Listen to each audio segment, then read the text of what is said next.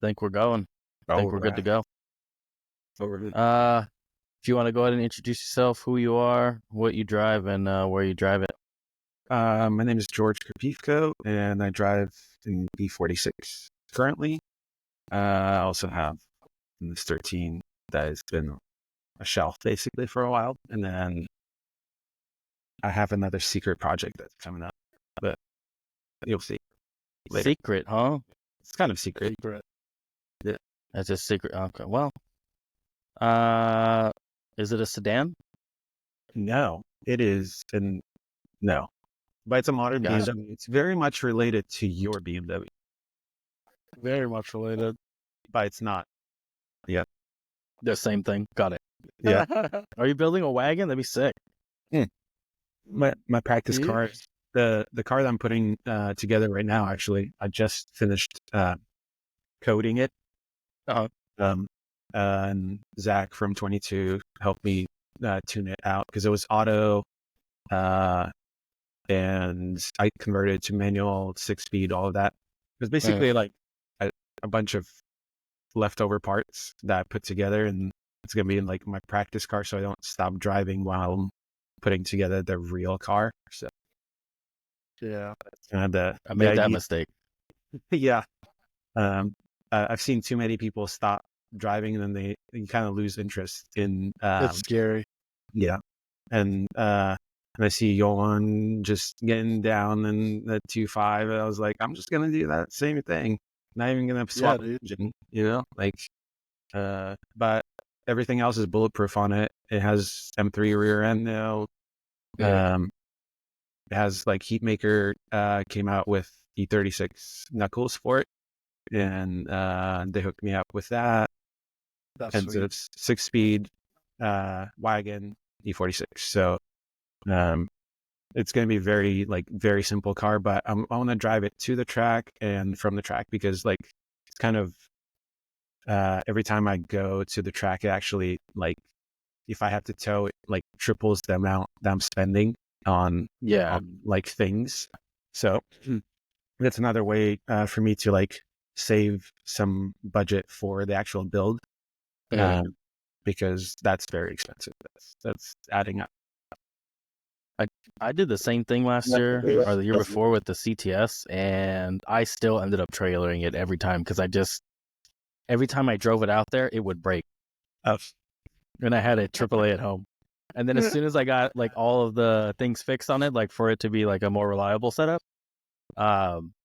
is when I started trailering it. So, and it never broke again. I think I overheated once, and that was my one issue. I just want to drive it to Thunderhill, which is an hour and a half away, and then I want to probably make a couple of ABS trips and then Medford. And Medford, I might have like my friends with like multi-car trailer, just throw it on there and do it that way. Might street it, but we'll see. Like, we'll see how the car is. Still have yet to test it. So hopefully I'm going to start it tomorrow. So it's almost. yeah. So when do you plan on taking it out, or when are you trying to have it done by? I don't have a set date. I'm just finding time here and there because I do have to work a lot, and this is our like busy season at work. So I just gotcha. Whenever I have a couple of hours, I have like a shop. That's where I'm at right now, actually. And there's a corner for my car building, so I don't have to go far, but I do have to stay over time, whatever, after work, basically. Like, that's the only time I build it. So Gotcha. Very nice. Basically how I did it at my last job. I just used the shop at work, spend all my hours there, and then come right back in the morning every day. it's definitely the way. Otherwise, like, I tried doing that at home, but I don't have all the tools at home that I have here. And even though I still don't have a lift here or anything, it's all on the ground, but still, like, it's way better. I have a welder here. I have all the leftover parts that are stored. Like, it's way easier. I have neighbors that can help me with certain things fabrication wise too. So it's way easier. That's sweet. Yeah, Everything being centralized is definitely a vibe for sure. I hate going anywhere else to work on my car if I don't have all my stuff with me, you know? It Yeah. just kind of makes it a pain in the ass because then you're always missing something. Yeah. Yeah. That makes sense. BMW road tripping is kind of crazy though. But what's like, have you driven your Yeah. car pretty far? Or Well, my red one, when it was still NAS54, I've done 2 drift weeks on. I you're did right. I forgot about that. drift week 3, which was epic. That Yeah. was like unreal. And then I did drift week 4, which was good, but it was like, as far as the car goes, it was just nonstop problems for me. So, Damn. um, Which one was 4 again? the 4 was Arizona and SoCal. Oh yeah. Okay, Is that the one where Adams Yeah, kind of threw a fit and kicked everyone yeah, out? yeah. I Well, that was remember the Have they that. second. hosted an event since then? And then Adams, actually, they blamed me that I touched the thing and there was no signs on my bumper. And then I proved it to them, and then they were going to charge me for like $1,200 or something for it. But Yeah, I remember that. but there's a video of me like almost on the wall, but not on the wall. So, and they thought that I did it, but I didn't. There was like no scratches on the bumper, luckily, yet. Yeah, I remember that. That was a big deal, Oh, yeah. especially here. But they haven't ran an event since. No. That was a little over a year ago. Talked themselves right out of business. Yeah, it's a fun track to like jam with your boys, and the power there barely matters. Like on the run up, I would still like catch up to Corvettes, no problem. So it was like Yeah. not really an issue. But yeah, it was it's a fun track. But the fact that they're so salty about drifting, Yeah. like I understand there are some like people that are just driving irresponsibly, but if you're driving within your capabilities, I think it should be just enjoying yourself. Yeah, I agree. So, and On then topic of tracks and hating drifting, would you rather your track charge you a ridiculous amount of money for damages caused, or prevent you from causing damage to their track by lining the track with barrels? I think the barrel idea doesn't quite work in my opinion, because that's what Medford just did. And all they're doing is recovering cars that are on top of barrels. Yeah. And they're also damaging the barrels. They're not barrels, they're like plastic guards things. And last year they did that, which is good for like protecting the edge of the track. But it's if there are a lot of cars at the event and one of them just ends up on top of it, then you just get stopped for like 30 minutes, 40 minutes while they're getting recovered. So Jesus. Yeah, I just watched some shit in Canada where they held an event and lined every part with grass on the track with yeah. metal barrels and drums. Oh, Yeah, they yeah. had a whole. It's pretty not Like crazy. steel barrels? Steel barrels. Yeah. Oh, terrible shit. idea. I was Yeah. like, that sounds horrible. That's how you fuck shit up. Like, if you crush Yeah. that with your car and it splints, Yeah. and Or now you got a hole in your gas you tank. end up on top of it, and then Yeah, that's what I it meant. rolls because they're like if One guy caught air. His Shit. whole car was in the air. My friend Pete, his car got smashed. His whole quarter panels caved in. I honestly don't even know why he drove, to be honest. It's kind of wild. Yeah. I would have went home if I saw barrels on the side of the track, but Yeah. you know. So early days of Park, they actually put like tractor tires in, and that totaled cars. Yeah. And Oh, shit. That's like full on. There's a couple of cars that went, and like both of like there's a couple of sedans I remember that went off the track, and it wasn't like it was just like a thing that happens. It wasn't like on purpose. They weren't trying to show off or anything, but that's just what happened. And smashed both doors. The B pillar caved in like a foot. It was pretty bad because they're like 200 pounds of rubber. So Pure math. probably more actually. Did you guys ever see that accident with Dylan Hughes' old S13. I think I can't remember his last name, but Brandon bought it. And then he was coming off the 5/8 bank at Seattle and went right into the big ass tractor tire. I saw that. It was, that car was gone. He just quit That's drifting right insane. under there. He was like, I'm done. That's absolutely insane. It's one of my favorite Instagram accounts is the tractor. What is it? The infield tractor. Yeah. Yeah. It's so fun. Not even related to drifting, but it's hilarious. I honestly, I don't know couldn't that tell one. what that page was derived from because there would be drifting memes, but it's Yeah. like not even. I was just like, what's this crossover? Yeah. You said Freaking it's called Tractor Supply infield tractor. crossover. Infield tractor. Yeah. The In- infield tractor, I think. tire. Yeah. It's just the funniest thing. Never heard of it. Bro. It's like random obscure memes at times, you know? Yeah. Just obscure drifting memes. Yeah. Let's take it. A lot of like dirt track memes, and then Yeah. Oh, okay. yeah. Yeah. That makes sense. You've been driving for a while, right? I know you've been in this for a minute. Oh yeah. How'd that all start? On and off, really, but it probably started when I was still in high school, and I was homeschooled for the last 2 years of it because I had a job. I got a job and I really wanted a car. So, and yeah, my parents told me I just had to like pay for it myself. Yeah. So, I think it was like LimeWire. I'm just dating myself at this point. But I downloaded a video that was just drifting, and that was probably right around the time when YouTube just kind of started. But it didn't have like good videos or anything, and the internet sucked, and yeah. But that's how I kind of found out about drifting. And then I went to actually USA versus Japan at Irwindale Speedway. I was 13, I think, or 14 back then.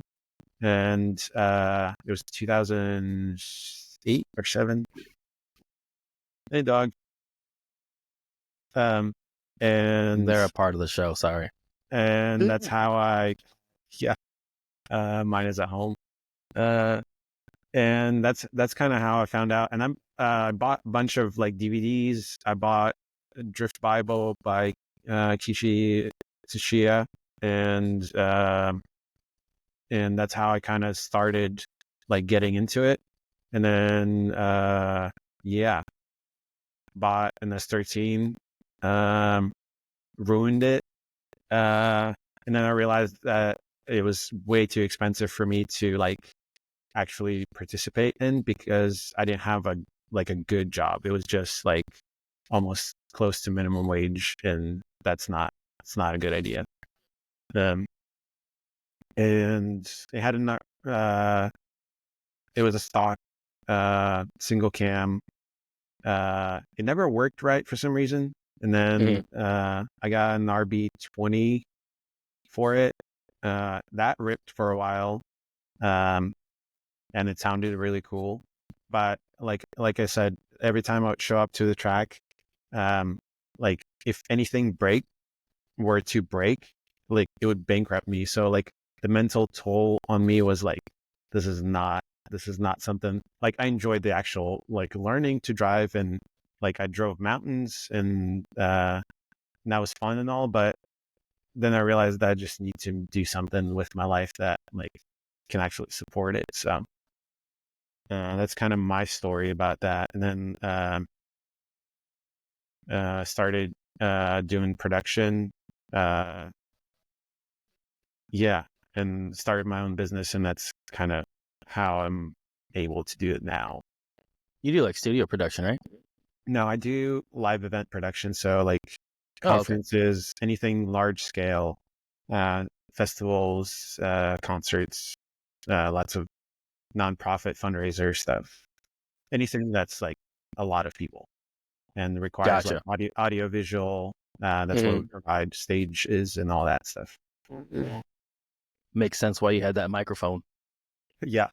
Did you do Firefest? No, I'm doing the Firefest too, dude. That's fucking crazy. Yeah, Oh, what a time. and then like later on, I started swapping. I sold that coupe. Going back to that whole story, I sold the coupe. I found a Mark III Supra that was turbo manual. Like it was great until it wasn't, and then like typical 7M problems where it just blew the head gasket first thing, and then I and it was one of those cars where like it had everything to it, but there was no aftermarket for it at that time. Like now you can buy knuckles, you can buy like coilovers for it, but back then there was almost nothing. Like drift, what is it? Is it drift motion? They only had like a few things for 7Ms, and then yeah, it wasn't. Also, they have like 25 degrees of angle, so like and I didn't know like how to add. I'm serious. They have like the worst angle. Like stop. 25 is I can crazy. imagine. It's something ridiculous. And yeah, but could you imagine being in like the automotive industry and having like limited resources and being like, I'm gonna do Mark III Supra stuff? Like back then, I don't like know. people would call you crazy. Yeah. Like just But nobody gave a shit. had Probably. had power. It made like 400 probably. That's what it felt like because I had the rated turbo on it, but that wasn't helping it. Like I didn't know how to like wrench on the car and all that stuff. I had to learn everything along the way, kind of. Like my dad taught me how to wrench, but like I didn't know how to do it myself well enough to like support this hobby. So like, yeah. And the only then way you learn is to suffer through it. yeah, Suffer through it. yeah, it was definitely suffering. And then Fuck. I would still go like, and then I parted that out just to save for an LS. I bought an LS1 and then I bought a clean hatchback shell, and that's how I started my like LS swap. But I never actually finished it because like there was like a lot of life happening during that time, and like it never kind of lined up. There was just different priorities, and my dad passed away around the same time, so it was like I had to choose where my resources would go. Rest in peace. Yeah, he was a good man.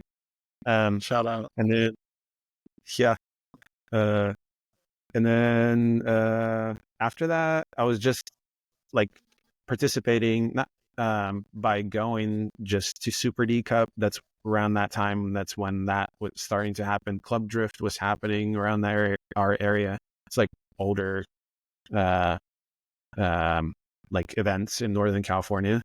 And then Arthur is always like Arthur with yellow E36 fixed and welded. Banana.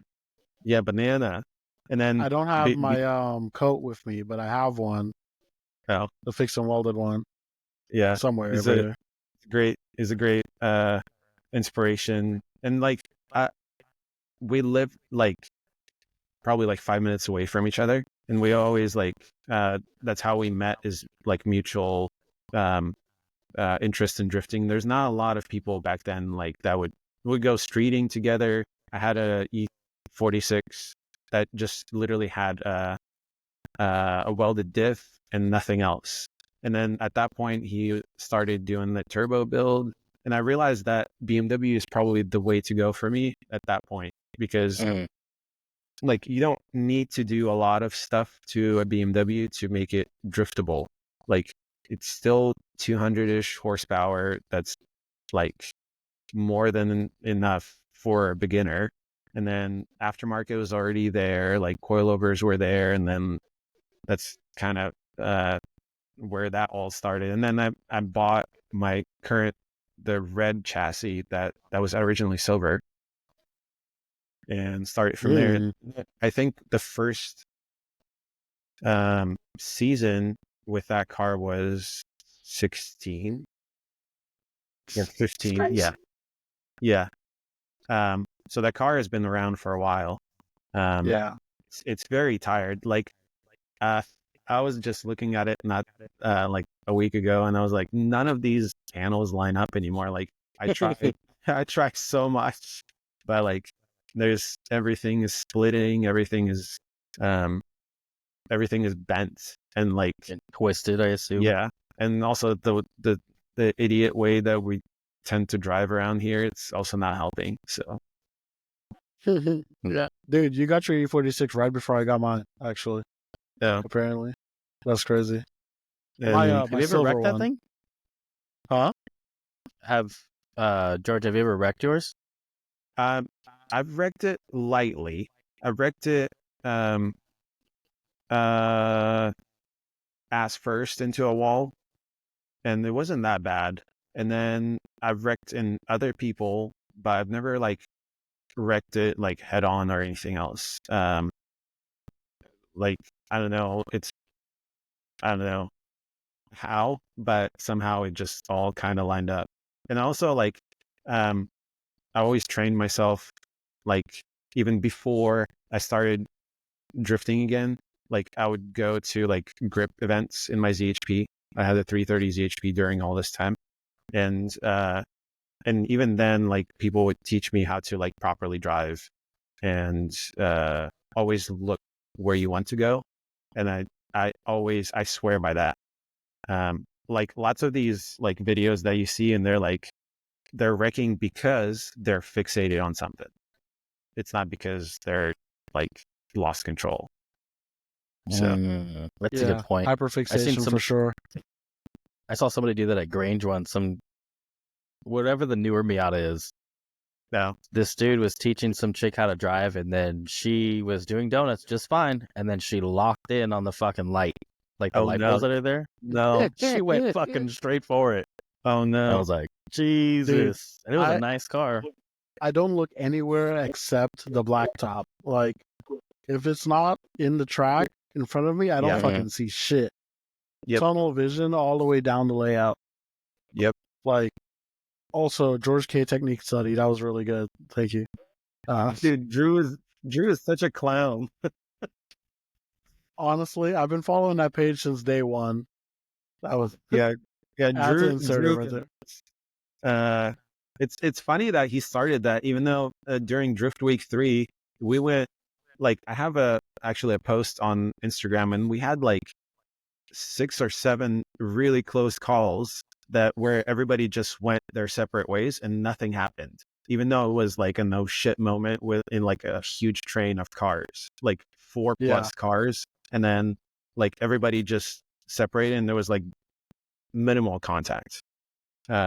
And like, it's funny how I think it's that Medford spin that's what really triggered that.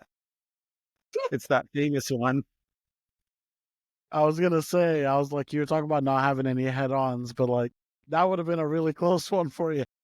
Yeah, that was also like, this is going in the weeds a little bit, but yeah, Cal at that point, he was like kind of a beginner when it comes to driving, and he decided to chase, and that's kind of the whole weekend I was fighting my shifter. Like, for some reason, they wouldn't engage into like second gear every time. Like, when I downshifted, it just wouldn't do anything. Like, it popped into neutral, and then I went off the track. And then Drew rotated with me, and then the Corvette just went into us, both of us. Yeah, and it wasn't. Yeah, it was a like, shit sandwich. For me, it was like I was driving like half an hour after that. That was like best car. Yeah, it wasn't that bad, but the Corvette got pretty dinged up. Yeah, Mr. Because Fiberglass, man. Yeah, it was just an unfortunate angle. Those things just blow apart when you crash them. I felt super bad about that too, like, because obviously you sign up. If you're chasing, you're signing up for whatever happens. But at the same time, I didn't even know that he was there. But also, he should have rotated with us. Like, it's the same, like, just kind of etiquette. Yeah, and I mean that just kind of comes down to experience at that point. Like you said, Yeah. newish driver. So like, I'm sure he would have made like 5 different decisions, today than he would have back then. Oh, absolutely. Like Yeah. that's one of those things that teaches you if you let it teach you. Otherwise, if you get frustrated with it, then you're just not gonna go anywhere. Kind of. Yeah, exactly. Drifting is very humbling, man. Like, because you can go from looking really cool to really stupid really fast. Oh yeah. It's almost the line is almost like non-existent. You can be a hero in the event first lap and then be the biggest dumbass the next. Like, yeah, it all depends on who's watching. Yeah. So it's all opinion based. Or you could be killing it all day and then have one little mishap that somebody recorded. Next thing you know, you're on Lone Star Derp in California. Yeah. There you go. Can we talk about Lone Star Derp is just USA Derp and he won't change his name? I know. Like, he's always in everybody's business except Texas, right? When's the last time he posted some Texas shit? I feel like Texas is kind of like not happening as much as it was. No, it's actually kind of unfortunate, but there just needs to be more people and less separation. Honestly, there's what's that Knuckle Up events? They seem to do cool stuff. Yeah, they're doing cool stuff, but it's just in that they didn't seem like there. it, but now they really elevated their driving. Like, yeah, they grew up. Yeah, for sure. They definitely graduated, and it's awesome to see because they really sucked one time, and it wasn't very fun. Was it like the whole region or something? No, not the whole region. Just that area. It's very North Houston where that track is. Mm-hmm. But like all those guys basically came together in that area to be like the style guys, which is cool. Designate yourself that. Mm-hmm. But then the driving didn't really follow up at that time because they all maybe were probably still fresh. Yeah, I guess. But also, it's one of those things where, like, if your car looks nice, you don't want to drive it hard. Like, yeah, I've noticed that about my own driving. Every time I do a refresh, I don't want to like do another refresh for a while. You tend to like take it easy. Yeah. But like 6 months later, it looks exactly the same like as it did before a refresh. So it's just the nature of it. You ever freshly painted your car and then do one event and have it total by the end of it? That's pretty good. That's pretty good. No, it's pretty good stuff. No, it usually lasted about at least 6 months.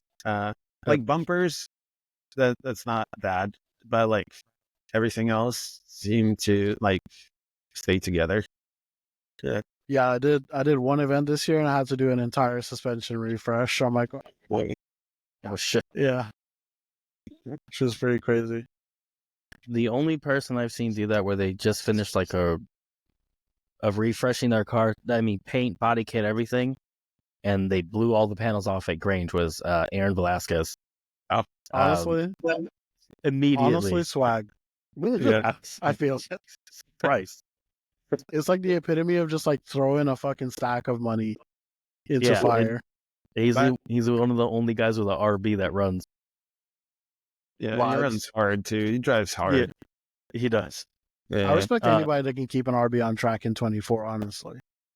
Like, yeah, but I feel like some people just like have a like pre-blessed RB or something. I don't know what. Oh yeah, for sure. You can't let the magic out. Yeah, of anything. Something is happening there because I see some RBs that are just ripping. Yeah, they've just been fucking going forever. Yeah. Who else runs an RB? I only know like 2, maybe 3. Sean Booth. Yeah, Sean Booth, big RB guy. Yeah, isn't that the E92? That car rips. No, Sean Booth has the S15, the Breezy S15. Okay. And Lee Bird has the E92. Isn't there an E92 with? Okay, yeah. He's more of a he definitely like builds them, but like some of these stock-ish cars with like upgraded turbos, those are the impressive ones to me. Yeah. I like a good Laurel with like an RB. I love RB20 cars. There's like a thing for RB20s that I can't get over. The noise, dude. They make this noise. They do. Like, I agree. A They sound better than 2-liter Jay-Z. inline six, brother. Like what? Yeah. And It's mine crazy revs till business. 8,000, dude. Like 8,000. Oh, really? Yeah, Holy shit. pulling. Yeah. It I feels mean, so it good. Like dies down like power wise. It definitely tapers off, but like yeah. At the top end, I assume. yeah, because it's a small turbo. But it Yeah. says 8,000. Yeah. That's all that matters. It says 8,000. It might be 40 horsepower by then, but you know, Screaming and going nowhere. Yeah. it's Yeah. freaking crazy.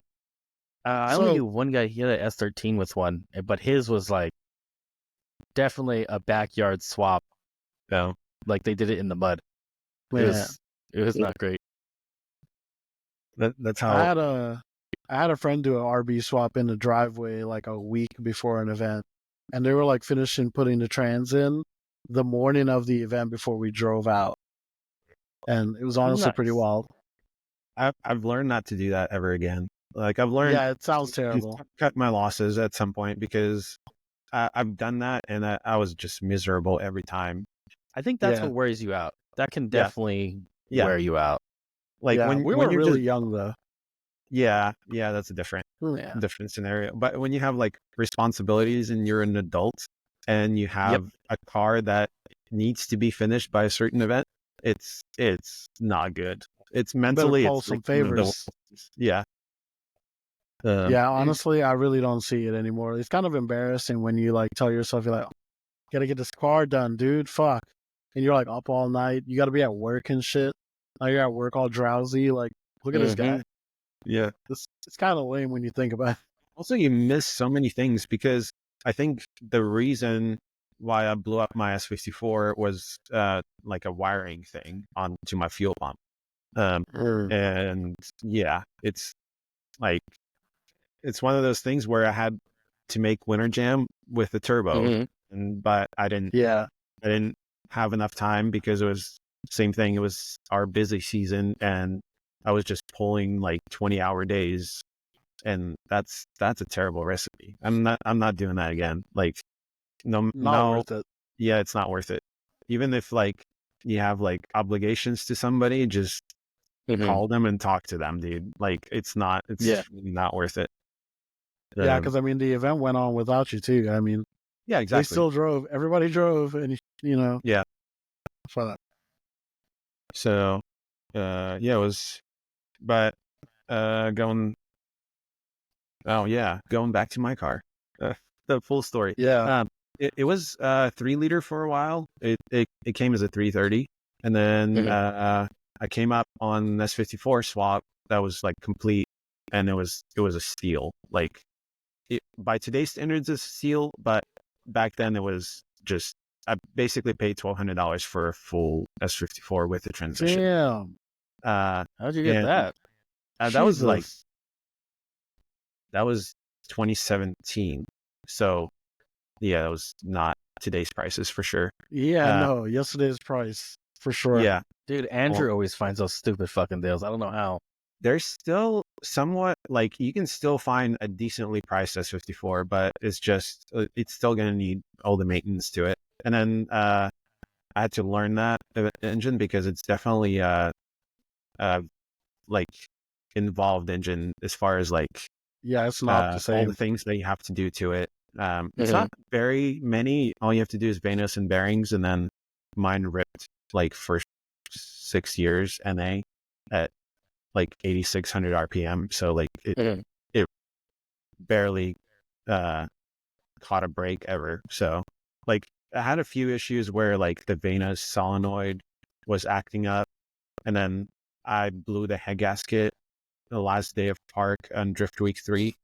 But it's like wear items. It's not like necessarily like the engine never went wrong. It was just yeah. Yeah, I feel like that car has had the craziest runs. And honestly, I feel like your last debut with like the setup that you did was cut really short. Yeah, it's really short, but yeah, it's kind of unfortunate. We'll see. The new version of the E46 sedan will be much cooler, and I'm gathering a lot of cool parts for it. It will Sick. both look cool and drive really cool. I'm hoping. Did you go That's awesome. sedan purposely, or it was just Yeah. what you came across? Oh, okay. Yeah. I think that maybe I just grew up around like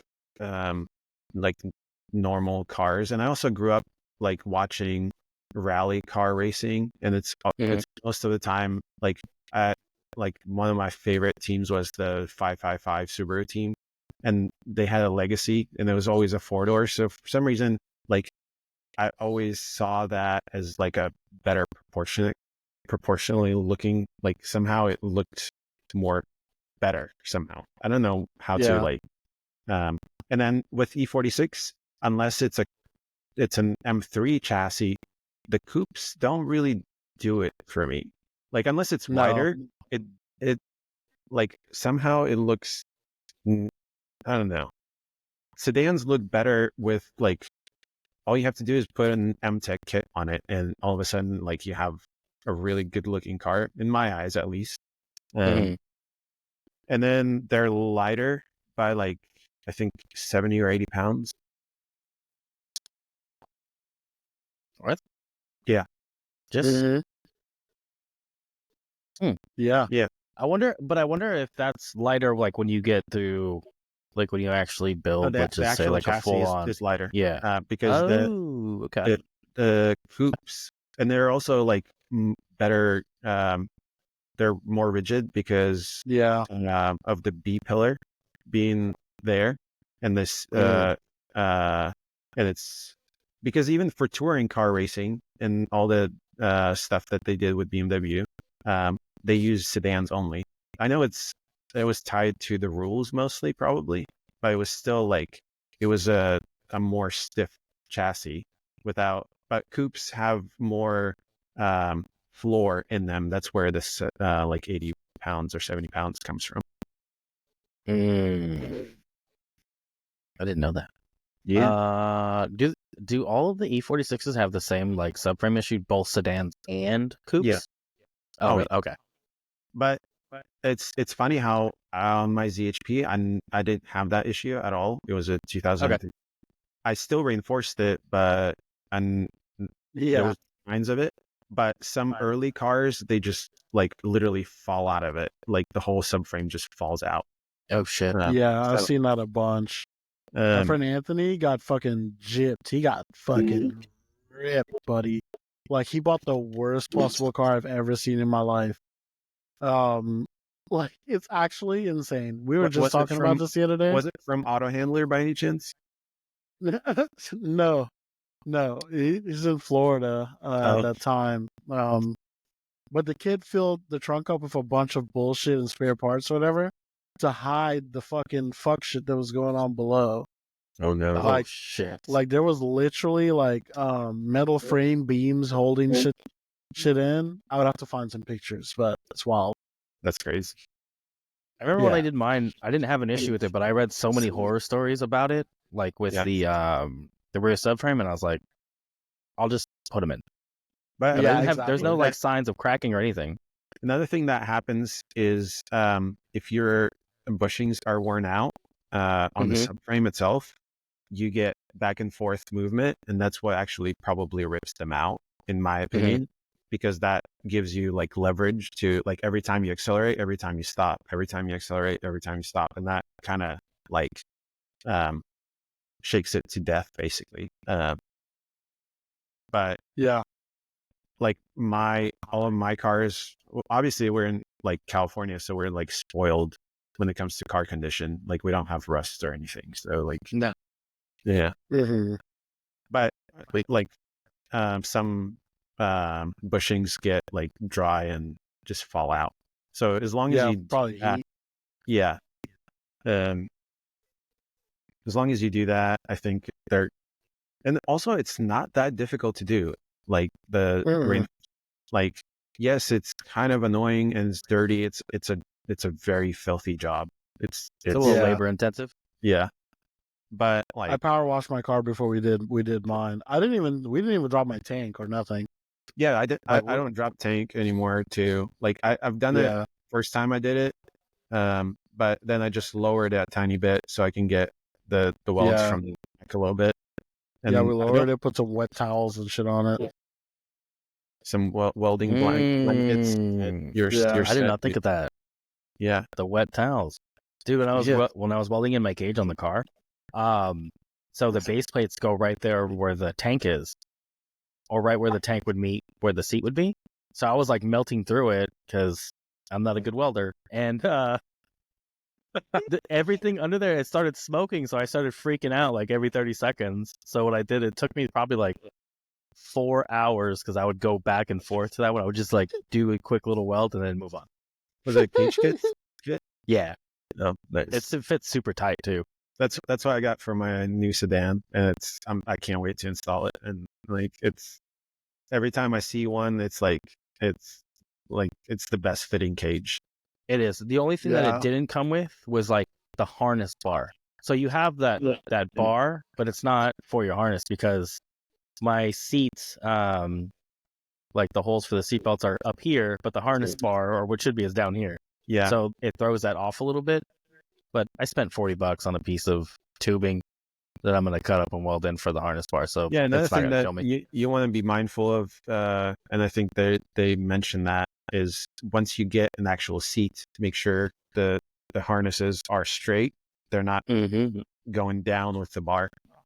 Because otherwise you get spinal compression on impact. Yeah, I was just talking to somebody about this the other day, and we were watching some YouTube videos, and they were talking about all the Japanese guys and everything having their harnesses on the floor and stuff like that.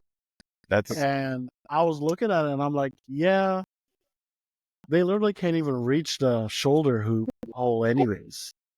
Yeah, it's not going to compress shit. Yeah, that's the thing. Oh, because their shoulders are so like down here. They're smaller people. Yeah, so smaller people. So like they're just like, fuck our rules, basically. Yeah, dude, I was in the drift car builders group, and I was like, hey, what are you guys doing? Because this fucking like this isn't right. Like my harness shouldn't be up here. But apparently everyone just throws an extra pad. Yeah. Really? Yeah, mount your seat lower and then as low as you can. I like to sit on the floor. Yeah, my seat's on the floor behind the B pillar. If you look from the side, you can barely see the front of my helmet. Like, it's pretty funny. Yeah, I know. I put my helmet I put my seat behind the B pillar. This room is essential for me. Yeah, for sure. That makes sense. Yeah, I don't want to hit my head on anything. Yep. Every time I ride passenger in like a smaller car, like an FC that is a passenger, and they're not made for like 6'2" people, and it's like, bam. The crazy part is I really wanted an FC, and I bought one, but man, it just wasn't the car for me. I was just way too big for it. Yeah. But like, I just stared at it for so many months. I was like, man, I wish I could do something with this, but I do like those. Yeah, they're nice. I think they look so good. Yeah. Yeah. V8 like LS stuff like fits in there without even like modifying anything. Like it literally drops. Oh, really? Yeah. Like they use stock headers without modification, stock oil pan, everything. As far as I know. Yeah. I really my wish oil I pan could right do now it. is sitting about 2 inches lower than the subframe. Oh no. So, yeah, it's but it's a CTSV oil pan, so I don't know where that noise is coming from. Don't they have the Holly pans you can use? They do, but I don't have $400 right now. So Damn, bro. Moroso. I'll break it, and then we'll cross that bridge when we get there. Moroso too. Yeah. Actually, what about the your pan oil I have on pressure? it now is from the E46, and the first time I took the E46 out at Adams, I went over the rumble strip in it, and it cracked it. So my friend re-welded it for me. It ran on the CTS just fine. Yeah, it lives on, man. Yeah. So we'll see. I'm sure I'll blow it up. I have been recycling the same parts over and over again my entire tenureship of E46 and 2. Like, when you have two of them, it's just kind of like... Might as well. Borrowing. Exactly. Yeah. Dude, I will sell shit like to upgrade to something else than when I didn't really need to sell it to upgrade. But You know what's just crazy? like to I not don't hold up sell finances. shit, actually. Really? I literally don't sell anything. I just keep collecting shit, and it needs to stop, actually. But I keep buying shit, and I just have more and more shit, and I wish I could get rid of more stuff, but here we are. That's how I put my practice car together, just by not selling stuff. It was just Yeah.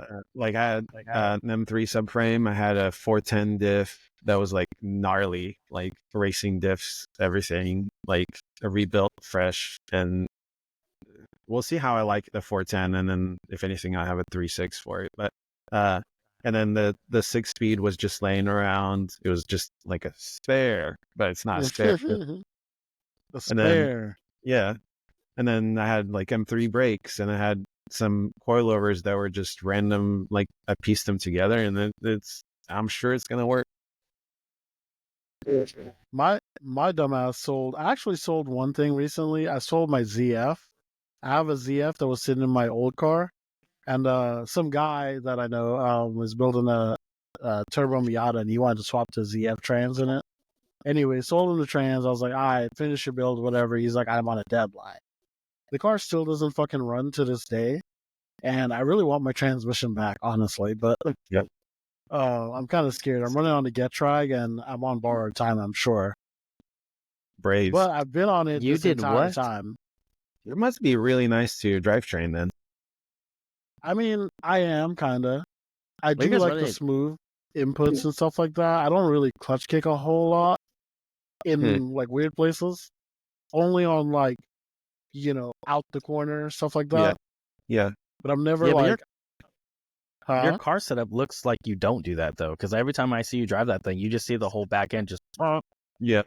like a monster Yeah. truck. I'm like, what the hell's going on with 200 horsepower? Yeah. Yeah. You're like one of those 2.5 heroes for me, dude. Now you're not 2.5, but that was so impressive. Honestly, I really just enjoyed watching people like say it's not possible and stuff like that. I see Yeah. people like talk on like the E46 page talking about, oh yeah, they're a dog. Like honestly, I never even treated that motor nice. I didn't do any maintenance on it really. Like I did like valve cover gaskets. I Yeah. never did vanos or anything like that. It just kind of did the thing. Yeah. Also, I was spraying nitrous on it from the first time I drifted that car ever.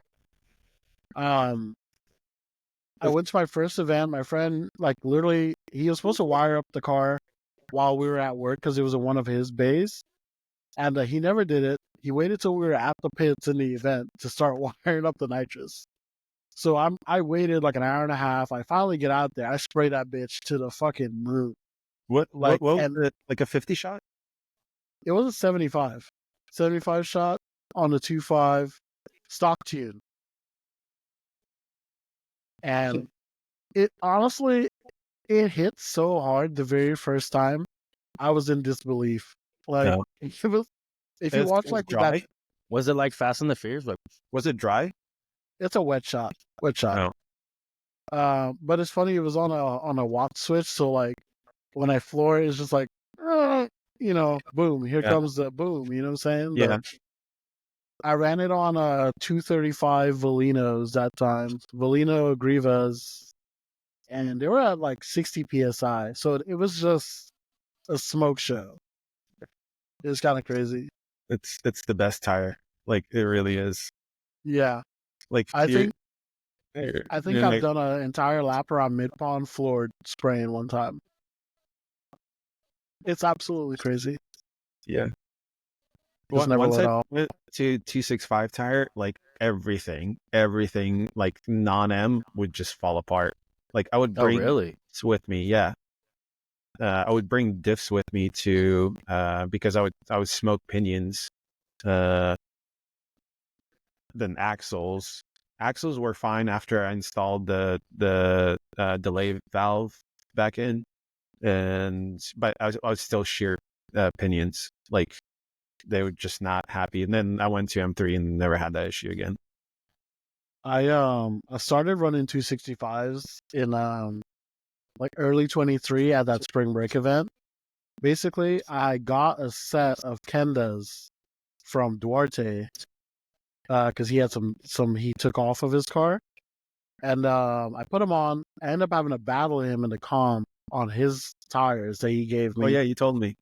Yeah, and honestly, I literally just never let off the entire track. Anywhere I could, I just stayed floored. Yeah. I was running at like 35 psi or something like that, and it was actually kind of crazy how the car just like, you know, it was just glued to the ground, just fucking doing the thing. It was like no spare power at all. That's how you learn to drive. And like speaking of like 2.5s being like dogs and whatever, but like when I was swapping my S54, people were saying, no, just go LS or go any other engine, like anything else, turbo, your whatever. But Yeah, I was set on like a motor that like was a certain way because I wanted like a racy motor. And like yeah, I like grew up watching racing, so it's like to me engine sound and how it feels is like almost essential to me. Like yeah, for sure. so that's why, and a lot of people were saying, oh, S54s don't have torque, it's going to be like not great, but like I love the motor, like stock with the tune, and later on I went to race gas on it, and that thing just goes. What kind of Yeah. power you guys able to get out of just like a tune? Because I know BMWs like they do. Well, when I had one, they would do like that chip. You would order a chip. I don't know if it fucking worked or not. I was The dirt chip, poor and I couldn't afford the chip, so as far as I know, the chip don't really work. I know that you can get 10, 15 out of a tune, and the biggest thing is not even the numbers necessarily, it's the response that you get out of a tune. okay, that makes sense. Yeah. That era of BMWs, they had a delay in their throttle, and that's the most annoying thing. Like, Dude, my Mhm. Colorado has that. I fucking hate it. I spent Yeah, it's terrible. $1,000 on the tune, and it still does it. Oh, and it's like, It's so. and you have to like drive it like a turbo car, even though it doesn't make any power. You have to like predict your Yes. throttle way before. And but also I think I learned how to drive that S54 in better because like it's so demanding to be like up. That makes sense. Because Yeah. it's like you listen to and feel every single thing. Once you start like gripping up, you just got a clutch kick, or it is just gonna dog out. Because below Mhm. like 5,000 RPM, it doesn't make a whole lot. Like, That makes sense. so You really need it like in its power band. oh yeah, and it's like one of those demanding engines to drive, and I feel like that made me a better driver too. Yeah. Because like once you start paying attention to the smallest things, you figure out ways to how to improve, whether it's your line or like how much speed you can carry and what you can do just to keep that going. Yeah. Yeah, a lot of people I feel like don't pay attention to that, and they make the most optimum choice. And this is nothing against like LS cars. Like I think LS cars I did are that like 6 times. fantastic. But like there's definitely it's in slightly of an easier curve to drive. So I agree. I wish I listened to everybody who told me not to build a fucking race car and just go out and drift. But I didn't. no, race cars have their place, I feel like. Yeah. Yeah. No, but when I built that low yeah. horsepower car, Yeah. it was a completely like different experience. Oh. And I would say that I wish I started out with that. But there's also like this thing where that car had such low horsepower where I'm not drifting the whole course. I'm drifting the corner, straightening, and re-entering at every turn. So there's that aspect of it too. But it does teach you how to like at least keep your momentum.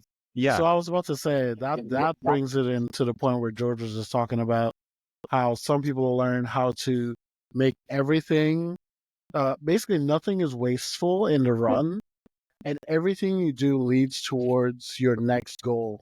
Yeah. You know, you leave one point, you're heading to the other, and everything you do is getting you there the coolest way possible, basically.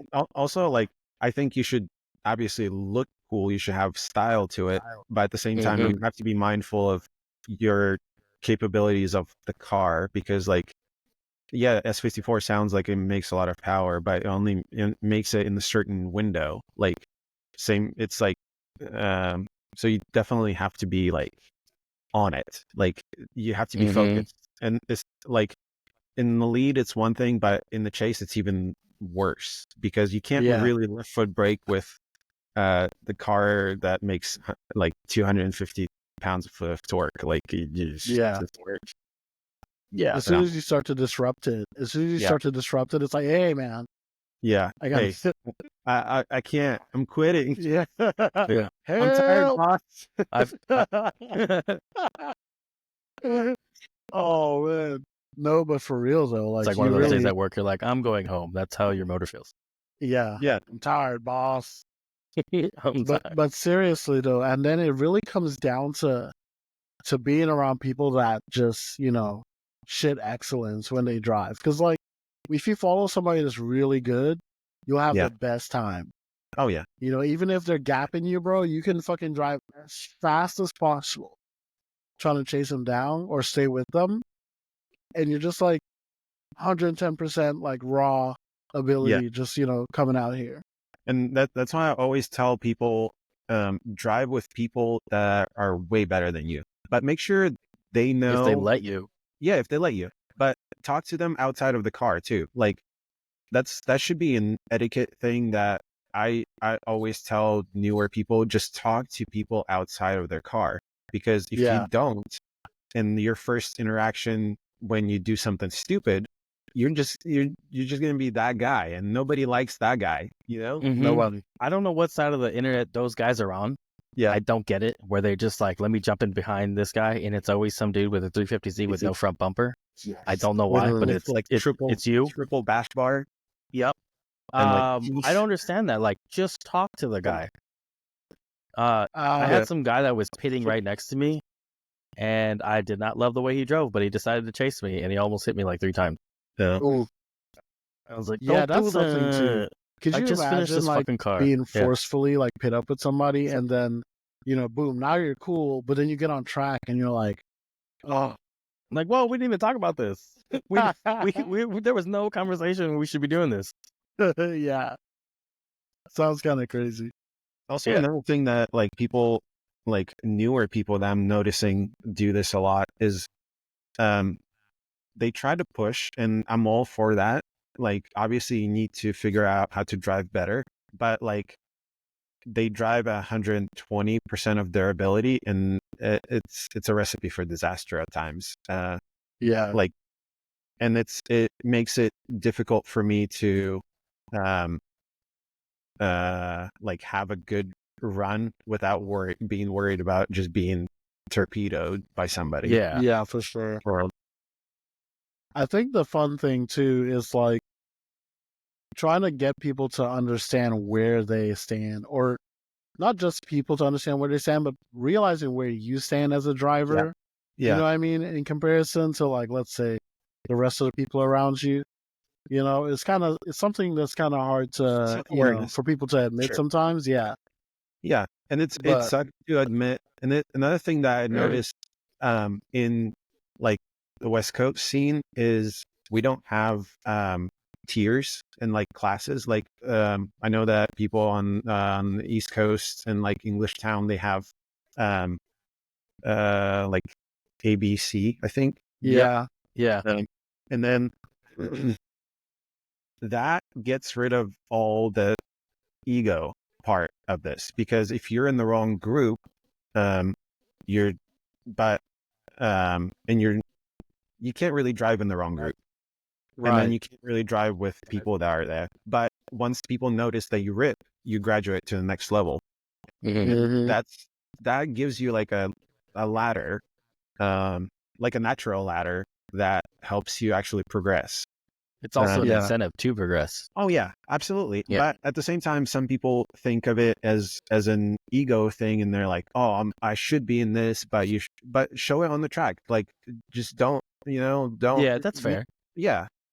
They're like, I shouldn't be here with these dweebs in Group Yeah, C. Like, but that's not what your driving says. yeah, exactly. But like, and it's also like it makes the like the community accountable for people that are not driving well, and that's why I feel like there's a lot of like silly moments in drifting in the West Coast too. There is, especially at ABS. Yeah, but there's so many people. I yeah, mean, there like, is. There is. Like we should like as a community be better about that. Like I agree. I think that's a good point. You should know your skill level. Yeah.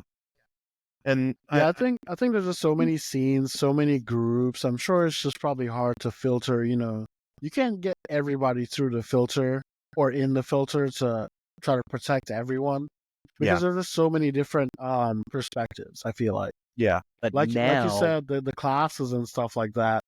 I feel like it's a good opportunity for when people who are like in C class, they get done driving, go watch the other guys.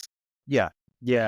And they see the pointers, and they maybe get a ride along with a guy that's like one of the best people there, and then they like something clicks for them.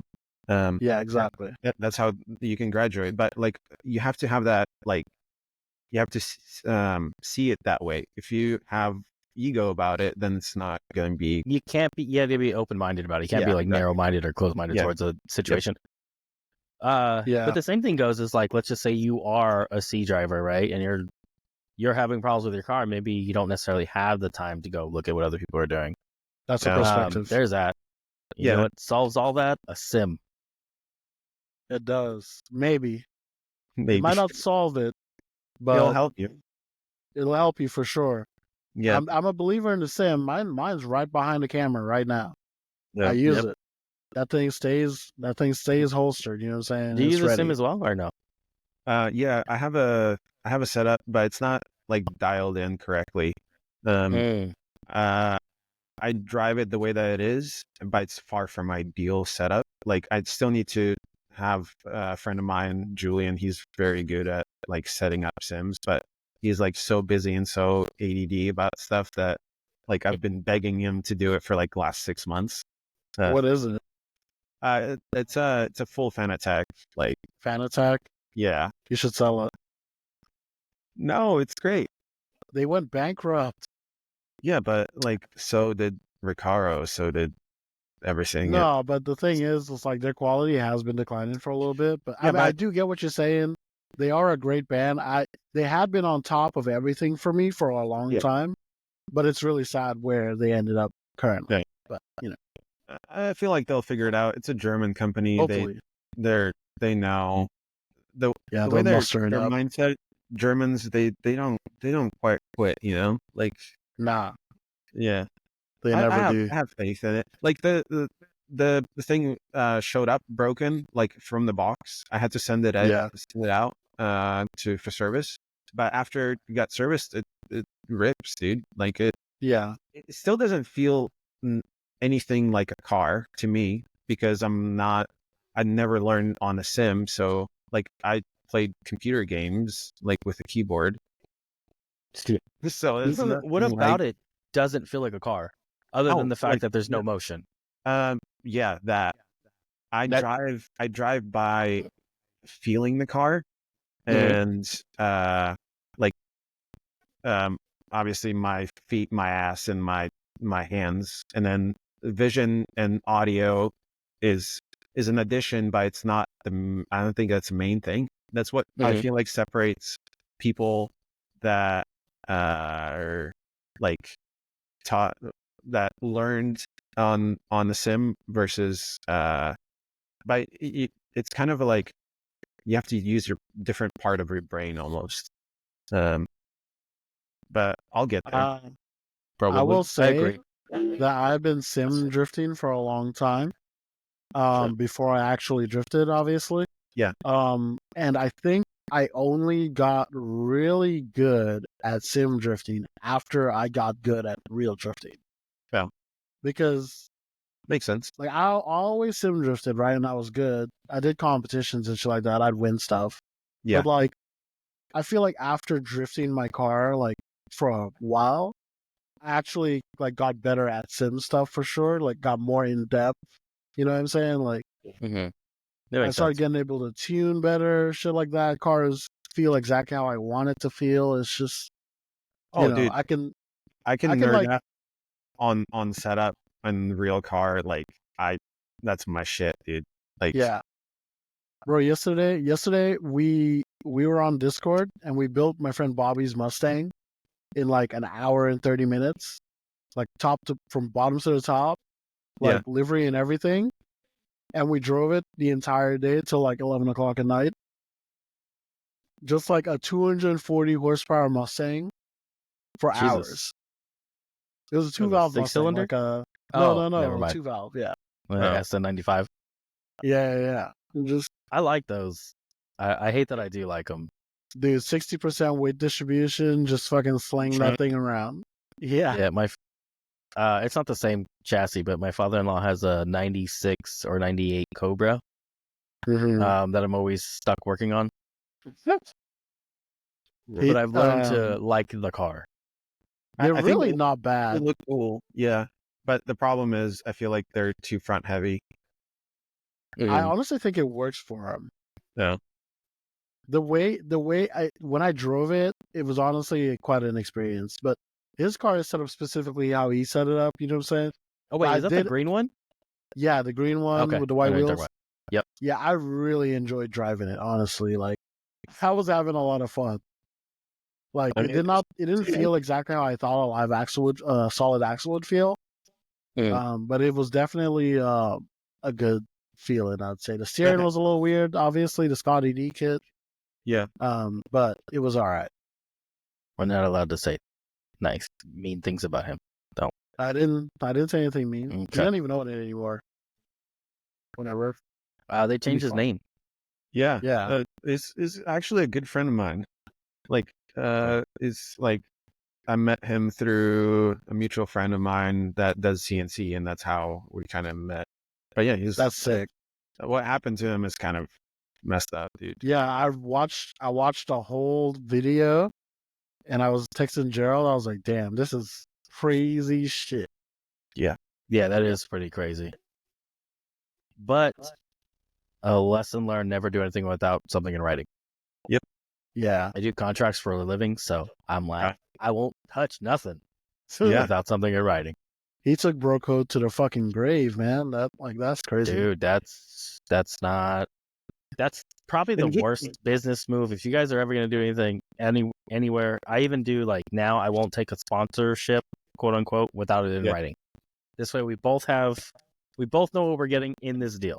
Oh, dude, I have so many thoughts on this sponsorship stuff. Oh, please. Yeah. Do tell. Dude. Okay, give us a hot take. I don't even know where to start. I know. It's a controversial topic because everybody has their own opinion on it. Yeah. And everyone thinks they're right all the time. So there's that too.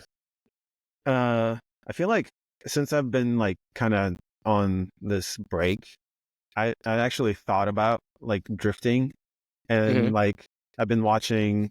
I hate to name drop all the time, but I've been like watching Chelsea Denofa and like his like take on drifting too, and then I've also like friend of mine is like really into NASCAR, and that kind of also sparked a lot of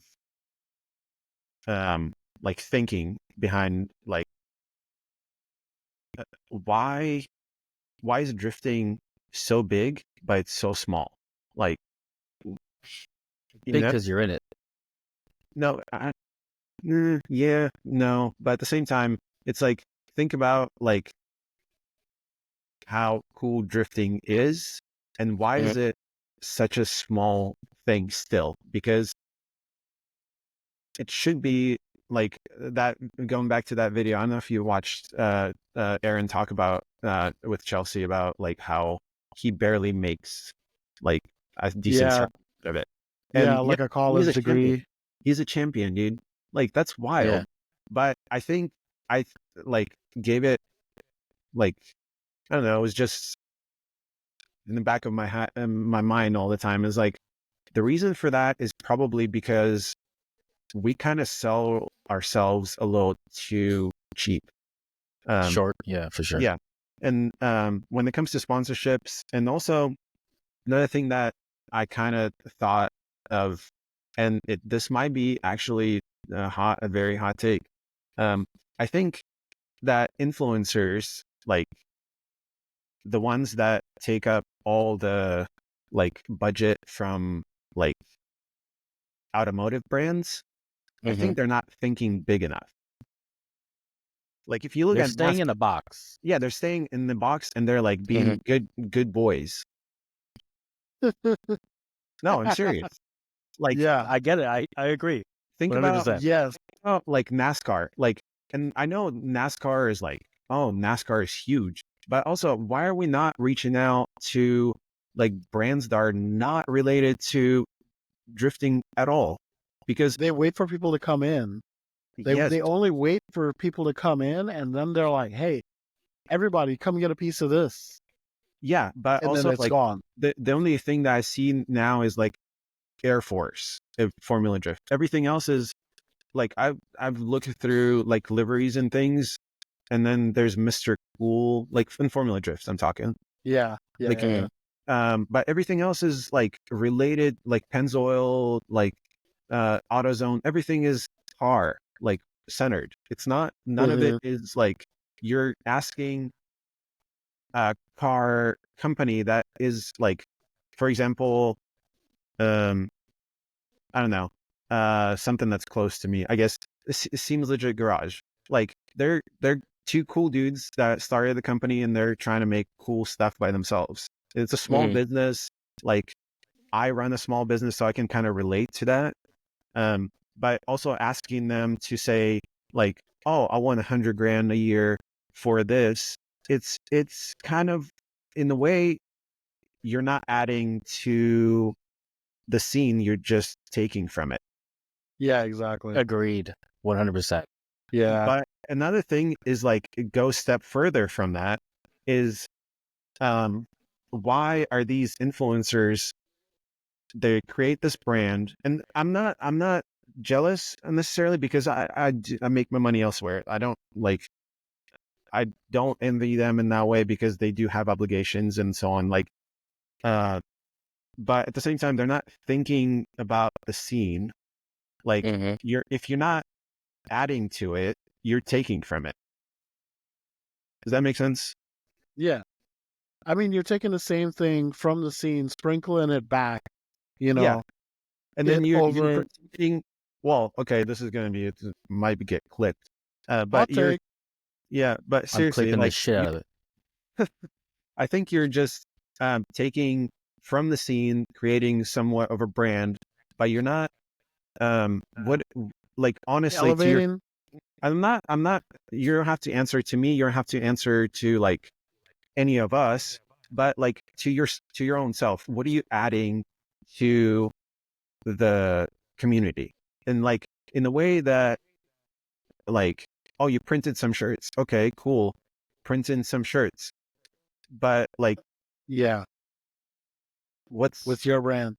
yeah, What's but it like, doing? this is not to discourage people to do this. This is No. for them to like start thinking a little bit larger, because Outside of the box. yeah, because Yeah. what if, let's say, Hmm. what's around me? Like, I don't know. You're all blurry, actually. oh,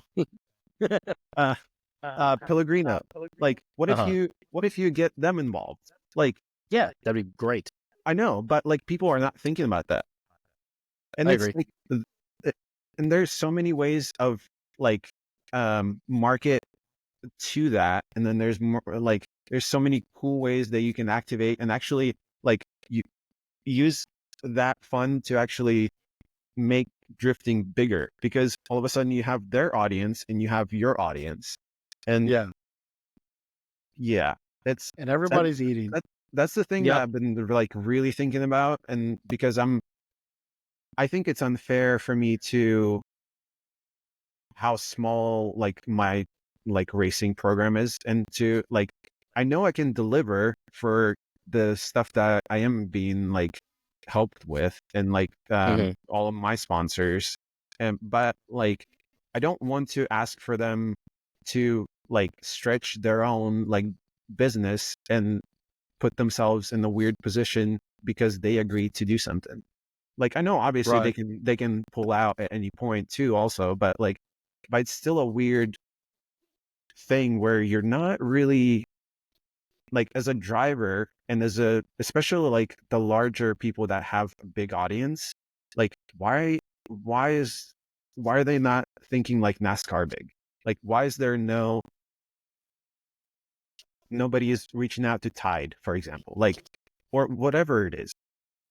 I think people are not necessarily, they're not doing it. I think it's maybe they don't have the resource to get a hold of the right people. I think that's one thing. I think another thing, and this isn't to like, I'm not saying I want drifting to get there, but this is just how I see it as a reality. One, obviously people are thinking that, but they don't know who to get to. Two, is somebody as a quote unquote influencer. We're not talking about Vaughn. We're not talking about Chris Forsberger, but we're talking about an up and coming driver, right? Oh, are they worth that much? And what I mean by that is, are they worth that much? And realistically, to somebody, let's just say you have 100,000 followers and you're just a driver. Are you worth that much? Let's just say Micah Diaz, he has that many. He has a good driving record, everything. Is he worth that much to Tide? Like, does Tide think he's worth 500 grand to go run a full season or $1 million, whatever the case? On what you're delivering. Yeah. I agree with that too. There's that. Is it like, what can you promise them? So what would like somebody like him be able to promise? Also, another thing is like, if you think about it, what is it's what you're being sold to, because like, think about like, and this is obviously nothing against James Dean, but like, think about James Dean, like his program with RTR, how much that costs, and like, does that make me go to AutoZone and buy things from AutoZone? Not really.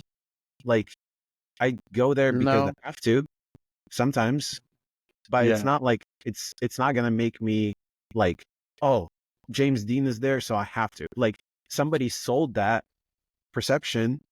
So I think it's a marketing and presentation problem, not I don't think it's necessarily if you're worth that question. You're worth as much as you think you're worth. That's great. I agree with that. But I don't think we are that target audience. So us, just speaking for us three, we're not the target audience for James Dean's sponsor. The target audience was going to be just traditional fan of FD. They go to an event once a year. You know, they may not even follow it through the whole season. They may not even watch it, but you know, his sale is like, he's a big name. He has, and his picture's up at AutoZone or something. You know what I mean? Yeah, and that's it. Like I said, I'm not picking on somebody. I'm just giving an example. Just, I don't want. No, I agree with you. Message me on Instagram and be like, "Why are you talking shit?" You know, like. Could you imagine James Dean talking shit to you on Instagram though? No, I honestly don't even know it. I honestly don't even know if I'd be mad. Look at him. That would be hilarious. Because imagine you read what he said in his accent. I would immediately send that to Derp. I'm like, yo, look at this shit. Look at this guy. But imagine mocking his accent and reading his words out loud. Yeah. There's something back to him. Or you read it in his voice when you're reading it. No, but he seems like super nice. I feel like he wouldn't do it also, anyway. You don't have to like reach to Tide, but there's so many other companies that do want to widen their audience, but you just not.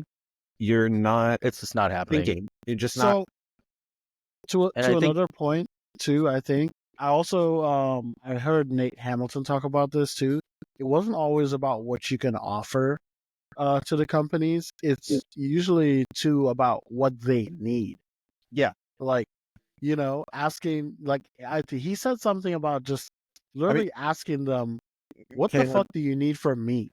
Yeah. What can I do for you? It's having a conversation and talking to somebody like a human being. Literally, like a human being.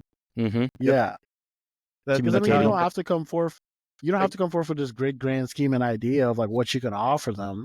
Yeah. You could maybe just ask them what the fuck they need, and try to fulfill it. I think a lot of people I think we're kind of talking mostly for a professional standpoint, right? We're not talking about the guy who likes to go drifting on the weekend with his friends. We're talking about from a professional, like FD situation, right? Because I feel like you're not going to get the same deliverables for, a guy that does it. We'll use it as like that guy Julian Jacobs. Like he's very well known in the industry, but he is very much a grassroots guy. But you also have somebody who's like, I'm trying to think of a professional driver that's not like the biggest guy. We'll even say Kyle Mohan. So those are two different people who are on two different platforms. But I feel like people maybe aren't using their resources that they have to them. So let's just say Julian knows somebody at Wells Fargo who happens to be the fucking the operations manager for or just the media manager in general. Like he's not using that connection just to be like, hey, what's going on? This is just an example. I'm not saying I know this guy. And same thing with like Kyle Mohan. Like maybe he knows somebody at Bounty, the fucking quicker picker upper. You know what I mean? Like he's not using that connection that he has to like just like his wife's friend. Yeah. You know what I mean? Whatever the case is, like, are people using these connections? Are they trying to? Have they even, or are they kind of like not necessarily embarrassed or ashamed, but they're just like, I don't want to bother them. Is there that too? Yeah, there's a lot of professionals. I feel like they're afraid to do business too, and they're afraid to keep their job. That's another thing. Like they're not afraid to keep their job, but they're afraid of losing their job, so they don't make anything risky of a decision. Yeah, but you do have to know them. Like the closer you know them, the better you are. And to start that, like just invite them to a track day. Just give their like coworkers an open invite and just go from there. Like there's so many ways to like wow them. I agree with you can that. show them how serious you are. Yeah, and then but there's also that it's what is it? The like a catch-22. Like let's just say you don't have money to do that, but you find a way to get the money to pay for all of them to come, and they're like, no, thank you. And now you're like, oh shit, now I'm like negative in my bank account and I just wasted my time. But then again, there's also the what if you do that? And they're like, yes, we want it. Well, you're still going to go drifting, so it's one of those things. I feel like scared money don't make no money, so there's that too. There's that too. I agree. Yeah, scared money don't make money. Damn. All right, I feel like everything. a lot of like my like business background has been like reaching out to people that I have no business for reaching out to, and like I know I'm not taking like racing is very much a hobby to me, but I also realize that if like it's a job. Also, it's another job that you have to do if you want that type of like involvement of other like companies in your racing program, or you have to have somebody on staff that will do that portion, like whether it's deliverables or whatever it is. Yeah, that makes sense. And that was going back to the point of Julian too. I'm sure it's probably the image thing. He has a day job. Yeah. So like the day job thing, I feel like takes precedence because it works. You know you're gonna get money. You know you're gonna get paid from doing this work. They're actually like really trying to take the heat maker like into like they're really going after. I love that, honestly. So can we take a quick break? Dude, check this shit out. I got the thing. The thing? The fuck. Oh, there it is. Did you see this? What is that? Oh, the alignment tool? Yeah. I'm curious of how that's gonna work. Like it bolts to the diff. But on site, like will that work as good as you like? I don't know. Oh, I mean, I'm sure it probably hangs low. I'm gonna use it on a lift. Yeah. But then then That's you're my at full thing. droop. That's the interesting part to me. No. I'm on a drive-on lift. Oh, I see. Yeah. Okay. We have an alignment rack at work, but it's got the ones where you put it on the tire. That never works for fitment and drifting and stuff like that. I'm just gonna put on the rack. I have toe plates. I have some normal toe plates. Yeah, And I'll that's just what put I this use. on. I have a caster gauge and the toe plate, and it gets me in the ballpark. Yeah. I've done like so many different alignments on my car. Like over the years, I would just change the alignment just for the fuck of it to see how it would drive. And I think I've got like a good grasp on it. Right now, it's completely reset because the car got fucked in June. But it's still like right now, it's still a work in progress. I gotta change rear springs too because they're not long enough. Yeah. For the height I want to run. This wagon is actually going to be kind of on the lower side, so we'll see how that works. Yeah. I'm curious to make that work in the style that I want to drive, or I'm going to raise it immediately. So we'll see. So my boy Case has a wagon. He used to have a sedan, 330, and we flipped it at Houston Police Academy, and he swapped it all into a wagon. Yeah. And that thing fucking rips. It's got an arcade tunes, ECU on it. But he runs it with like fucking 2 degrees of camber per side, and that thing fucking boogies, dude. Like it's low, got camber. 18s. He runs bro. He had some fucking RS4 Hancooks on, and fucking absolutely fucking destroyed me around the track. It pissed me off. Sick to my stomach, man. In the wagon too, just getting drug. Oh no! Hold on. Can't touch the table.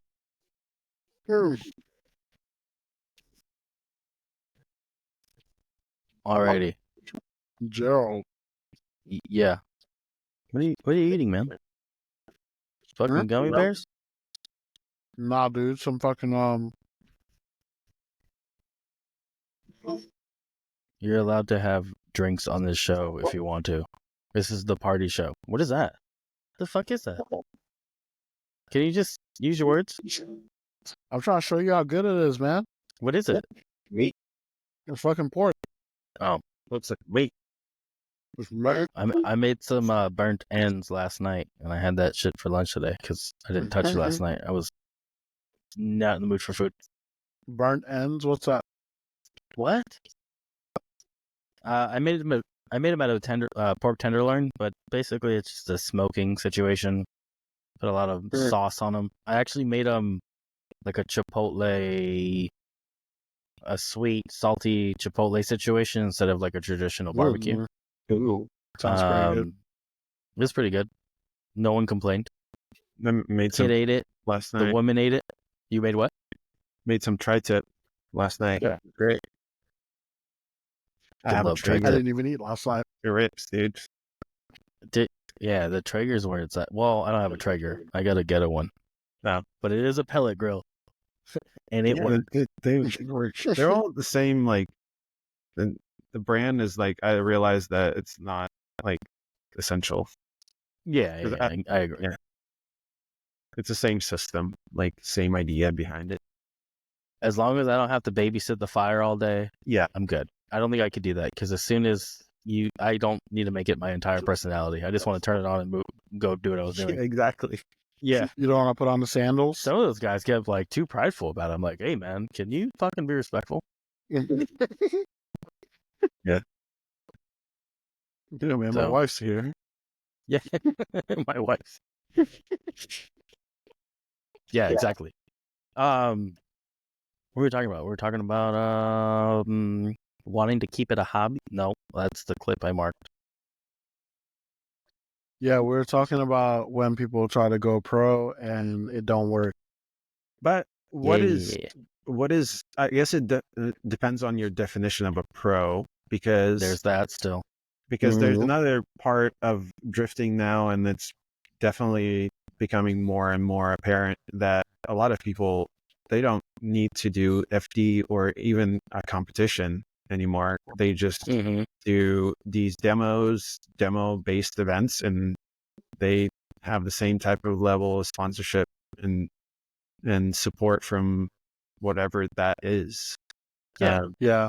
And then there's also people who want to do FD without the traditional sponsorship and just pay for it and just treat it as a hobby, kind of. And not get involved with the promises and corporate speak. Or corporate deals, so to speak, rather. I would love to show up in the red car with no stickers. Like, I would love to do that. Swag. Yeah, I agree. Who's the last person to have done that? I want to say it was, I can't remember the guy in the Evo. It was Scotty's friend. Shit. What's his name? I know his name. Yeah, he did Pro 2 at the time. He did the Evo with the LS. Yes, bro, that car was sick. It was. You guys want to hear a rumor about that car? What? The guy who built it took the money, bought himself brand new parts, and put used parts on the Evo. I don't know if this is true. That is a rumor. That is, there's a lot of shady shop owners. That's so fun. There is. I think that's a downside. That can kind of fuck you when drifting, because especially with like social media being so strong in drifting, if you fuck somebody over financially, your name is going to get dragged through the mud. There's so many people. I can't even remember most of their names of how many people have like been dragged through the mud because they quote unquote planned events that never happened. Firefest. Something similar. Yeah. Something similar to that. Planned events that never happened, and then moved to a different region of the country and was like, oh, I'm going to do the same shit here, but forgot they already got blasted all over the internet. Like this. Shout out Spirit JP. Yeah, Spirit JP. That's the one. That's one of them. Yeah. Yeah. That's what a shit show. That's crazy. I got a lot of tea on that from some other people, but it's actually it's wild. The stuff I've learned from that whole situation. Spirit JP. That sounds familiar, and I think I've driven one of those events. Yeah, they were in like Virginia. No. You're thinking of a different event. I think I know what you're talking about. But okay. Wait, is it? Yeah, it was that one where he was talking about building a track and oh yeah. And then people gave him money. Gave away a car supposedly, but never gave it away. Yeah. God damn. Yeah, don't fuck people over financially in the industry, and I think you'll be okay. Yeah. Just don't burn anybody. It's not even in the industry. Just do the right thing. Like, be a stand-up guy. Integrity is not for everybody. Yeah, I know, but like, I don't know. Maybe I feel like integrity is an acquired. Yeah. Like, you know how embarrassing that is? Like, just the idea of somebody having that kind of information about you to say out loud. Yeah. It's crazy. Absolutely. And then to do it like with your chest, be like, I'm going to do this, and that, and then deliver absolutely nothing. That's why so many people don't want to work with drifters. Yeah, but yeah. You know what's crazy though? I hate the part that I also hate that everybody just gets to be a drifter. You know what I mean? When it comes down to it in the nitty gritty. Because that guy may be into drifting, but that motherfucker was a shitty person before he ever got there. Yeah. Or she ever got there. Yeah, people have never gotten past that. I get that too. Like where you see like somebody who's like, I don't know, let's just say you're nobody. Your name is fucking Frank, and you just got into drifting, and you're selling it to some pizza shop. But you're also somebody who talks out of their ass, and you're really good at it. But you're gonna burn them for fucking $10,000, which is, you don't know, that's a small mom and pop. You just burn them for all the money they had. Yeah. So there's that too. I mean, and that's crazy business too, though. Going into like a mom and pop shop looking for fucking for FD budget or competition budget or program budget. Yeah. It's like maybe like if it's like a shop or some shit and it's like a small one, I'd be like, hey, can we work together or something? Some shop space sometimes. Use the shop, decal on my car type deal. I wonder if that comes out of desperation though too. Like, are these people doing shit like that just because they're so desperate to go do, like, to make something of themselves in drifting, and then they just fucking fail miserably and don't know how to, like, communicate with their sponsors? Oh yeah, I'm sure it probably I sucks. think it's a fight or flight type of thing. Like they're in survival mode and they just don't care about the consequence. And Yeah. yeah, Because it's like you're already there, you're already in the shit sandwich. You can either face it and then suck for the rest of life, or hide and suck for the rest of life. Like, you know? but they're also don't realize that like Band-Aid will not last, Mm-hmm. Never does. and it's just gonna bite you in the ass. It's like one of those things where like some people just don't grow up. Like they just like they don't learn anything from their life experiences. They just do Yeah, shitty no accountability. all like their whole life. Like what running do you- into a friend from, like, high school who still wants to do body shots or something. yeah, like what are you doing? Yeah. Like you're an adult. Act like, and this is not. I don't know. I guess I'm gonna sound like an old person here. But that's what it is. Like just be a better person every day. It's not. Yeah, or like, pretend to be like everybody else. Yeah, check on your friends. yeah. I'm not doing that. Oh my god. I think it's real good. I think the diverse community of drifting just keeps everything interesting. Yeah. I think there's so many characters, like you can just be from anywhere and be a drifter, it doesn't matter. You might have like done it one time on a street somewhere, and that's you now. That's your identity. That's your Like you found your calling in that moment. You did that one skid and you were Mr. Drifter forever. well. With that being said, what would you say when you were a drifter after drifting for? I fucking hate that word drifter too. But like, when did you consider yourself Like a part of this shit show? I like driving. To me, drifting is part of driving. Like I do mountain runs. Like I try to do like once or twice a month. I try to do that on the Sunday. Like to me, driving in general is like it's part of like who I am. Like I'm not like pursuing Just it a drifter. professionally, but it's one of those things that I'm not leaving. Like that's going to be part of my life. Yeah, And I've decided that a long time ago. And it's something that I enjoy. It's something that I like doing, and something that I'm like somewhat good at too, because I practice a lot. yeah. And a lot of like self-reflection and a lot of like, how do I improve from here? And yeah, there's a lot that kind of a lot of mistakes, obviously. So Yeah. You learn to fix shit from breaking it a bunch, yeah. And then you realize that you should have just like, I'm building this practice car. That's how I should have built my first car. Yeah. But you don't know that until you know that. Yeah, I know, right? You got to try so many different things. Yeah. I've been on the same recipe for a little bit, just tweaking it differently.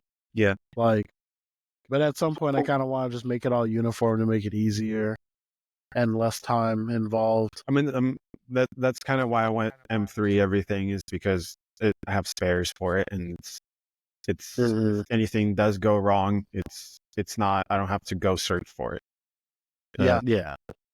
Basically, my car is all 325i stuff, so I'm just staying there because I have an entire other car of things. Dude, how do you keep it together? That's wild.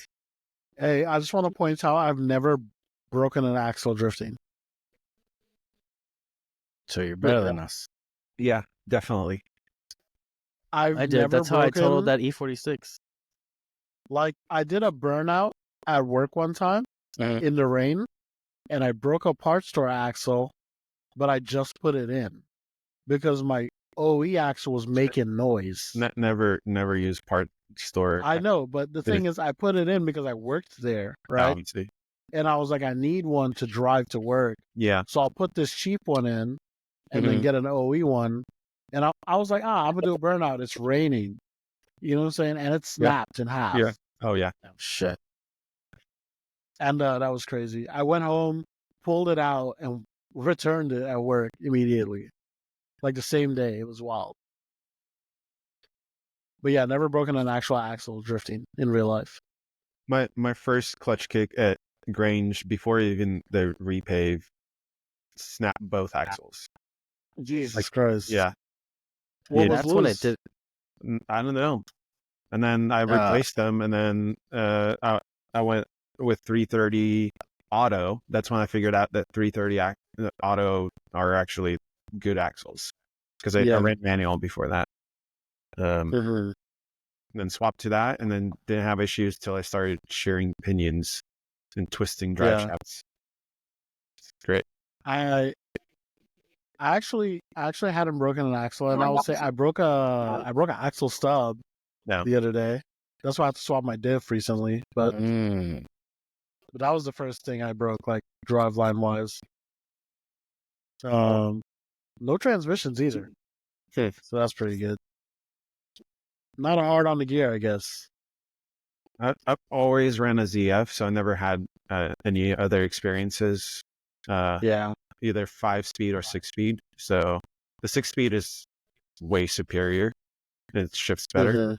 But the 5-speed, the only time I grenaded one is when my clutch went at Medford, and then just like blew through the bell housing, and then ended up. Oh man. Like shards of it went inside, and one of them was like 2 inches away from my foot. Oh my god. That was like the scariest moment of my drifting, probably. Yeah, that's tough. What'd you do? Did you reinforce the car or anything, or no? Just put. I don't run eBay pressure plates anymore. Discs are totally fine, but pressure plates I will not run anymore. Like it's not worth. Yeah.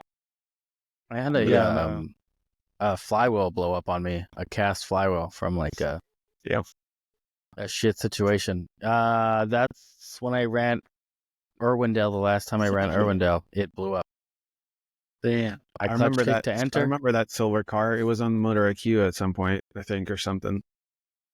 No. That's not even that car. That was in the Cadillac.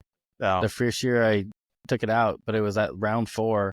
I remember I clutch kicked to enter, and all I heard was the biggest fucking boom I've ever heard in my life. Yep. And I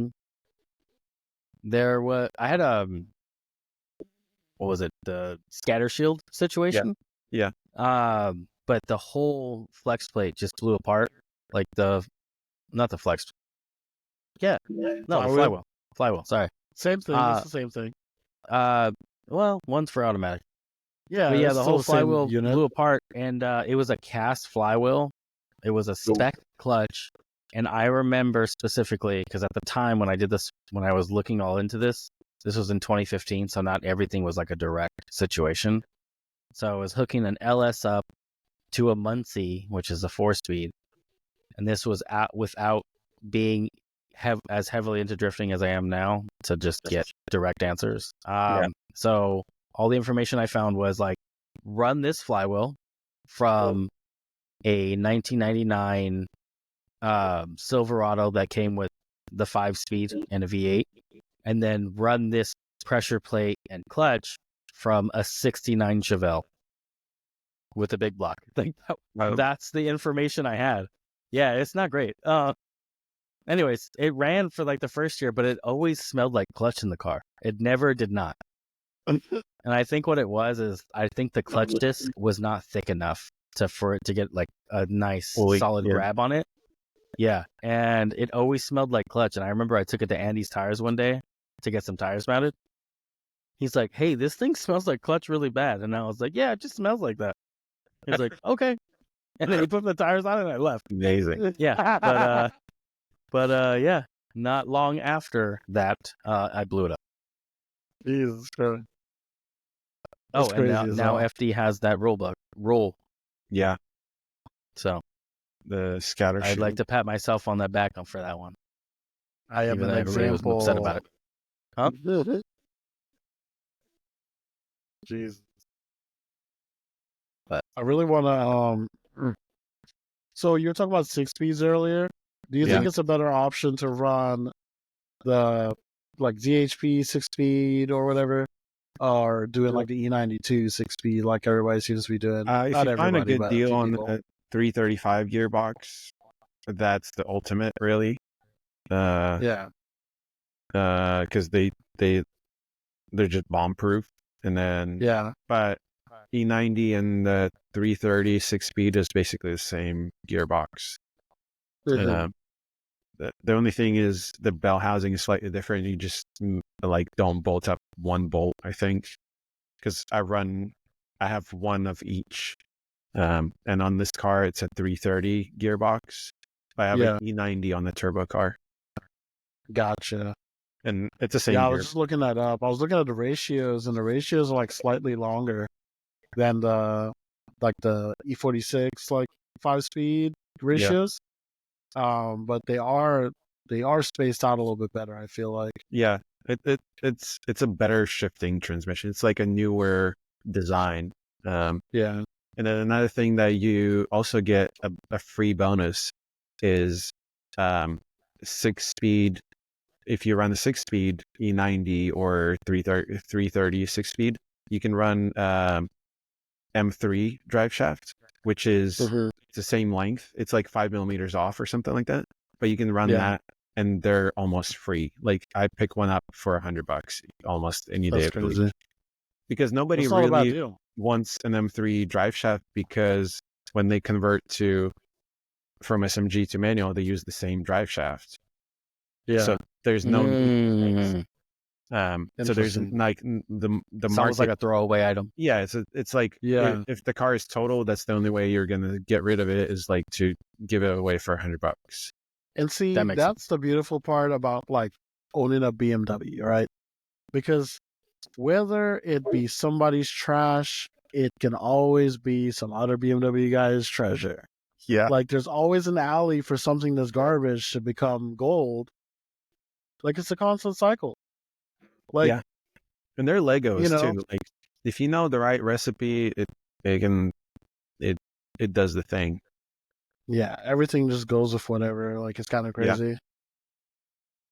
I looked at this guy modify this E36 diff to put it in his E46, like spitballing in his driveway under the car with a welder, and he just did it in probably like 45 minutes. And I was like, God damn! So now he has a 391 in his E46, and he just made a new mount. Can't you do that with the X3 diff? Yeah, but it's a small case. Yeah. How much does that matter? I'm asking for somebody that's me. Oh, I had a 391 and it worked for a little bit, but then I smoked the pinion off of it. That's what I'm worried about. So I got a 391 from wherever the fuck it came out of, an all-wheel drive version of the 330 or whatever. Yeah. Anyways, if it's a medium case, it'll work. I don't know if it's a medium case. I don't know if it's a large case. I don't know what it is. If it's a 7-bolt on the cover, then it's a small case. If it's 8, then it's a medium case. Got it. Good to know. I did see like a bunch of people in like the E whatever fucking the E chassis I have. Yeah. Comment on it. I'm not a BMW guy, man. I don't know what I'm gonna do. He said it. He said it. But anyways, they all have something like a different situation going on. But some guys have made like the 391 work with like on a 335 or whatever the 1 Series version of that is. Yeah. And they said it works. 135. Sure. Yeah. I'm pretty sure you can run like a E60 M5 diff on your car, and they're like $500 on the marketplace. And it's an actual LSD 210. Ooh, that actually sounds pretty good. A 210 final drive? No, it's a 210 millimeter. Oh, case. Okay, that makes sense. And I think it's the same subframe as the E60 M5. Yeah, because they're multi-link too. And then you can use those beefy axles. That's what I would do. Big beefy units. Gotta Google this shit. Do they make it in a? Oh wait, where is it? $7,800. Gerald also doesn't even want to do an 8.8 swap in his car. Oh, that yeah. would be my other option. Is like you can do it for cheap for 8.8. It was an option until I found out that the current 8.8 swap option does not work with WiseFab. Mm-hmm. You need to raise the diff higher. So I thought about just buying a diff out of like I don't have quick change money. Fuck, I don't even have axle money at the moment. You got credit cards. No, I don't. No, I don't. Those are That'd be the worst advice garbage. ever. No, it's. But at the same time, it's like, do you go 8.8 where you're going to pick up a diff for, let's just say, $800 on the high end? That's including like a fresh rebuild, or do you just spend the money and go full quick change for what, an extra $4,000 on top of that? Because axles are still $2,000 no matter how you look at it. Yeah. So it's a give and take. But yeah, the only quick change I would go with is an LSD is because like I prefer LSD like driving style. Mm-hmm. And it gives you like a little more freedom when it comes to like your car setup and like how you can drive it, and transitions way faster too, in my experience at least. Yeah, that's something I've actually wanted to tap into, is getting an LSD. Yeah, I had to relearn how to drive my car once I went LSD. Like, I'm not even joking. Oh, is it that much of a difference? Oh yeah. Jesus. Yeah. Like it snaps to angle, and it like the way that it transitions, especially on clutch kicks, it's like almost instant because it like disconnects basically the two sides, and it's not dragging one wheel while it's transitioning. So yeah, so less eraser on paper effect, basically. Yeah. That makes sense. Yeah, I mean, it seems at a certain point of power, it doesn't really make a difference, probably. Right. I don't have experience with like 800 horsepower, so. And that's the thing too. I've always wondered this as well. Like I've wanted to see, like, because all the FD guys, right, they run the spool for the most part, from what I've seen. Based on runs LSD, and then the HGK car, the E92 runs, right, and they're the faster cars out of the non-trailing arm cars. They're definitely the fastest, probably. Yeah, I was gonna say. Besides I was trying RTR. to figure out who would be like, you know, the ones running them, but it does make sense. I do see Forsberg definitely having an LLC for sure. Yeah, based on his car. And then but the E92 as well. Kristaps is just, well, he's an animal as a driver too. So, but yeah, that car is actually fast. Oh yeah, baby. Solid unit. Yeah. Solid unit. I miss that car every day.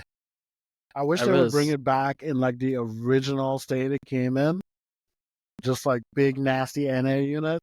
Yeah, that was fucking wild. I remember it sounded so crazy too. That Robbie Works video was fucking amazing. That was like a $60,000 crate motor from Mass, right? Shout out Mass Motorsports. They used to make me like want to just, you know, get super rich. Give up. I was like, I need a Mass V8 in my shit somehow. Yeah. Oh yeah, that's 10,000 RPM in the V8. Yeah. Yeah, it's crazy. Sign me up. If you go back and watch that Robbie Works video and watch Kristaps go around the bank for the first time at Irwindale in that car, and you see the door literally flexing in from the freaking wind hitting on it. Yeah. That was honestly amazing. I was like, wow, that's fast. Yeah, I do remember seeing the door like kind of bubble in and out when he was going through the big bank. It was so sick. I really liked that thing with the work wheels on it, and then he put his own wheels on it, and I was like, "Ma, I mean, those are cool, but the works look so much better." Yeah, I think. And how many times have you seen that same design of wheel come out in FD over the years? Since last year, like 3 times. Where we have fuck, what's his name? Hurst had some sets with some drilled wheels, the drilled holes in them and shit. Yeah, Forrest. And like I feel like I've seen like Mike Power run some shit like that too. like just randomly appearing out of nowhere with the drilled hole shit. It looks good. I like it.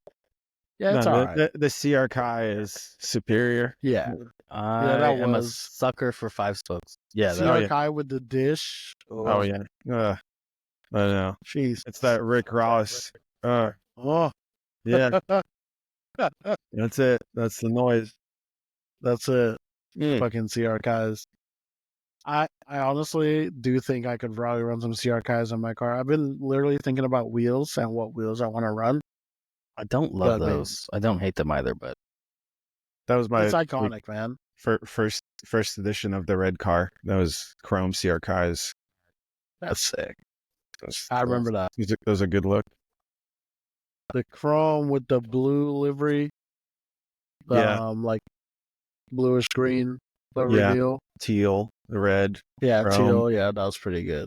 It's pretty Yeah. good stuff. They had I a lot don't of even remember what rendition was your favorite. the Drift Week 4, I think. I'm actually like thinking about how to like remix that because Arthur made it like it was an intoxicated night that Yeah, and gotta we love those. we kind of made it. Well, he made it. I was just in the room. But he literally drew it on a napkin and then scanned it, and then after scanning it, he like did all the. He's like graphic design major, so it's like for him, it's like it wasn't like obviously it was work, but it wasn't like to me. yeah, it wasn't that deep. I would be like, I would be like spending a week on that. I would have done 10 designs and hated all of them. Yeah. Basically. I think that was my favorite. And then the latest one where it was like the GT look. Yeah. With no stickers. I think that was it didn't last for that too one long. was really good. It's still there. It's like 20 feet away from me right now. This was really good. Oh yeah. T37 post. Yeah, That was pretty good. That was pre-stickers Drift Week 4. Yeah. Yeah, that's real good. Yeah. Real good stuff. I prefer clean drift cars over livery. Yeah, like if it wasn't for like sponsorship things, I don't think I would run any stickers. And also another thing that I realized later is like liveries hide a lot of like blemishes and like panels that don't line up. And especially now that it has no stickers, like the latest like reel that I posted of it in my driveway, like you can see every single panel is not lining up, and it's like gaps on gaps. But it's the same car that was like when it was with stickers, it like 10 feet away, you'd never know. Man, she just had a few kids. It's all good. Yeah. It'll spring right back. Yeah. Fingers crossed. When are you trying to be ready to go for next season? Or what's the plan? I think the plan is to get this practice car going, drive some, and then I think the S13 is actually up next because I have everything to get that car completed, like 90% it's there. And so like a K24 S13. So it's going to be kind of cool, and it's like a throwback. ZF? ZF, yeah. It's like a throwback to like my beginning in drifting. So it's kind of that car actually like it has like a lot of a big important story to it too. Because that was the first car I've like rode in while drifting, like while I was 14 or 15. Like I didn't even it's have a hero car. It's that car because like a friend of mine that I met at car meet, and then we had mutual friends, and then he was like 17 or 18. He was like a couple of years older, and he took. Basically, we went to this place. It's called Highway 49, and back like then there was a lot of like night street drifting going on. It wasn't like to the point where how it is now drifting, but there was a lot of, I guess, sliding. And that was the first car I've been in, and I was like, wow, this is insane. And then somehow a friend of mine, his dad bought it, and then I ended up with it later, like during 2020, I think I bought it. So he wanted to get rid of it, and it's not in the best shape, but it's all original S13. It like has shocks and springs, but other than that, it's basically a stock car. So that's pretty cool. What you know what path you're gonna go with it yet? Like, styling wise, or styling wise, it's gonna be more of a like it's not gonna be like final about spec, but like final about car that likes to be driven type of thing. Yeah. Okay. Like I'm not gonna put a bunch of like very expensive parts on it, but so you're gonna have like reverse stickers on the other side. Yeah, probably. It's probably not gonna have any stickers actually. And it's gonna be clean. I have like full body kit for it. I have everything. Like I'm about to order cage kits for it, and then kit reveal. What kit? It's Origin. What's the brand? Origin Attack Style. Ooh, wow. Yeah, it's like that GP Sport Gallery. Jesus Christ. Okay, I get it. That's awesome. So I can't afford the GP Sports Gallery one because that one is $14,000. Yeah. What? Wait, did you see that post earlier? Did you see that post earlier today? That dude's getting his car built at MA Motorsports with the GP Sports. That's wild. He's building an SR Pro car for 25 at MA Motorsports. An SR car? Yeah, SR. For what series? A MassWorks SR car. It's a 180SX hatch with a fucking GP Sports kit on it. Yeah, that's fuck you money right there. That's literally what the comment said. That's what I want to get. I need to get fuck you money. Like, I'm with that.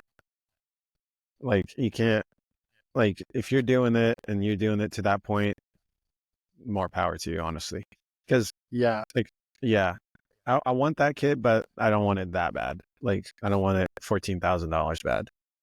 That sounds ridiculous. You can buy lots of things with 14 grand. I can not even begin to think of the money I would spend with 14 grand and not on a fucking kit. Yeah, I know, right? It looks so it's good. So awesome, though. It's so. That's kind of crazy. I feel like that's something you would do. It's like you're building your childhood dream car. Like, I get why you would spend. That's what that is. Yeah, that's what that absolutely. is. Definitely that. And I imagine that kit was not 14 grand when it first came out. Probably. Well, you can buy it still new, like from GP Sports. The thing is, too, it's kind of like how, see Liberty Walk kits are presented. Mm-hmm. It's presented in kind of that manner, in a sense. Yeah. Premium. Not just anybody runs it. Yeah. And the guy still is competing today in drifting. Yep. Oh, shit. Yeah. He's a wild motherfucker, too. I like watching him drive. He's always doing some crazy shit. Yeah. There's a lot of crazy shit. It's so the attack style is kind of along the same like look. Yeah. But like I don't know, in like around our scene, you can't really have a car that is too nice. Like if you want to drive it, like our like local scene we just drive close. So there's no car Fast and close. Yeah. Fast and close Robbins racing. It's not a demo derby, but it's definitely close proximity. Yeah. I'm honestly really jealous of like the NorCal scene. It's kind of it's kind of like a diamond in the rough. I feel like, you know, Yeah, for and it has drivers. its ups and downs for sure because like before, so back then there was like Super D Cup, and before that it was Yeah. Thunder Drift, and then when like Matt Field was one of the judges, and Kaufman would come to us, and like that was the golden era. And then Yeah. Super D Cup was the next like high, and then now that we're back to like Good Luck League is going, and like I know it sounds like we're just driving on the skid pad, but I ask anybody that shows up and they just get their ass handed to them. On a skid Yeah. pad? Yeah. And like the Yeah. courses Honestly, are super, super well designed, and they're designed for danger, and like they're very technical. There's only one correct way of driving that, and the rest is like you can have you look like power. an asshole. Yeah. You can have a lot of power, but you're not gonna make that doesn't mean like you'll make that course like correctly. Gotcha. It's very like Japanese style, like huge commitment, Yeah. initiation, like fast to slow, and yeah, lots of proximity. Yeah, minimal correction, high proximity, just Yeah. knife edge, you know, Like- badass shit Yeah, and on a flat surface. Good Luck League is like Lucky and his team are like. If it wasn't for them, I don't think we would have like that level of driving at least near us, because I see like I've been gone from driving for almost a year now, and then I showed up to a couple of events just to spectate and just to hang out with friends, and I'm like, who was like, some of these people are like absolute rippers now, and I've never seen them before.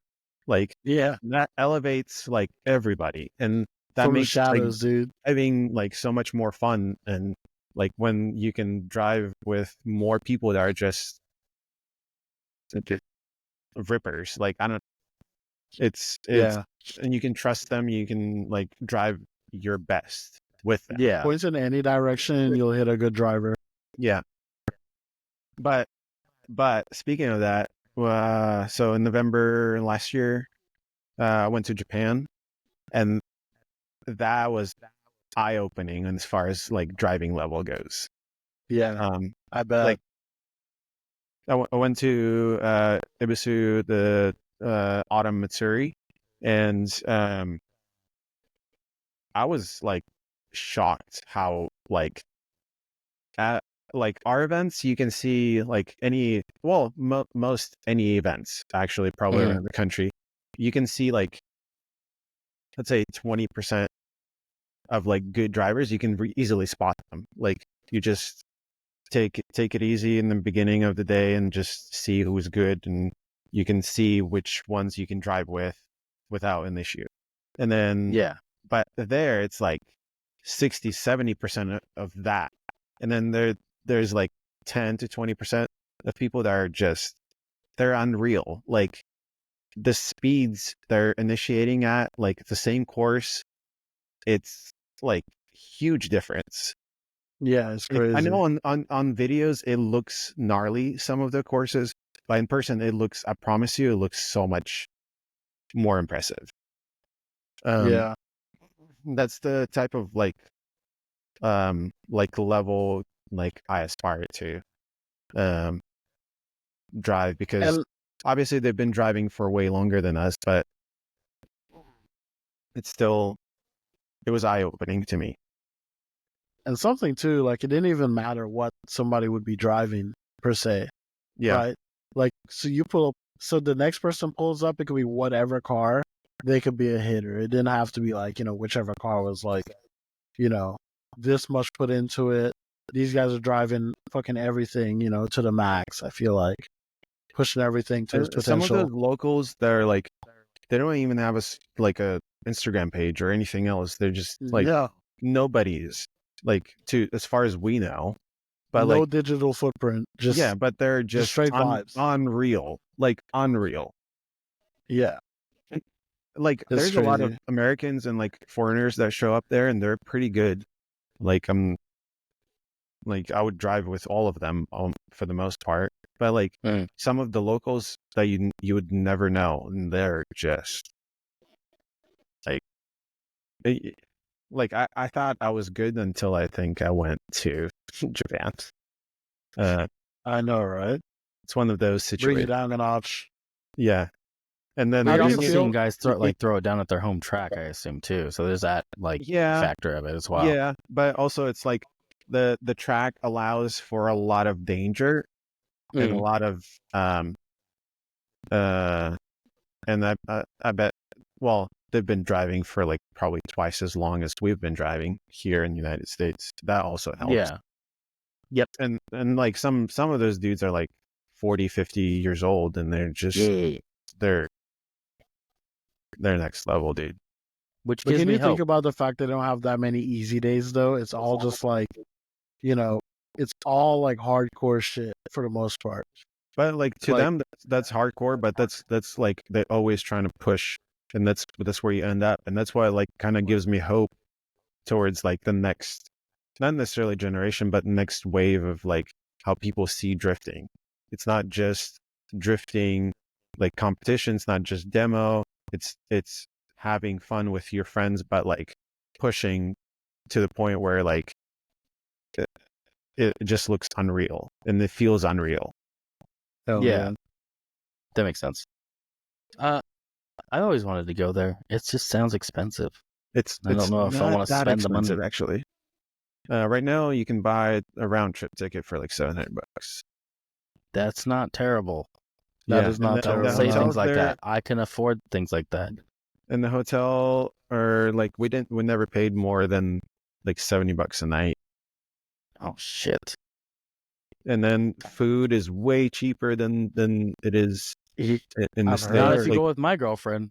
Oh no, no! She's a fucking. I love her, but Jesus. All right, girls, stop listening right now. She don't listen to this. We ate all we wanted, and also never spent probably over $80 a person. Like, oh, don't worry, she'll find a way. No, she'll find a way. There's like all you can eat places too, like for like $60-$70.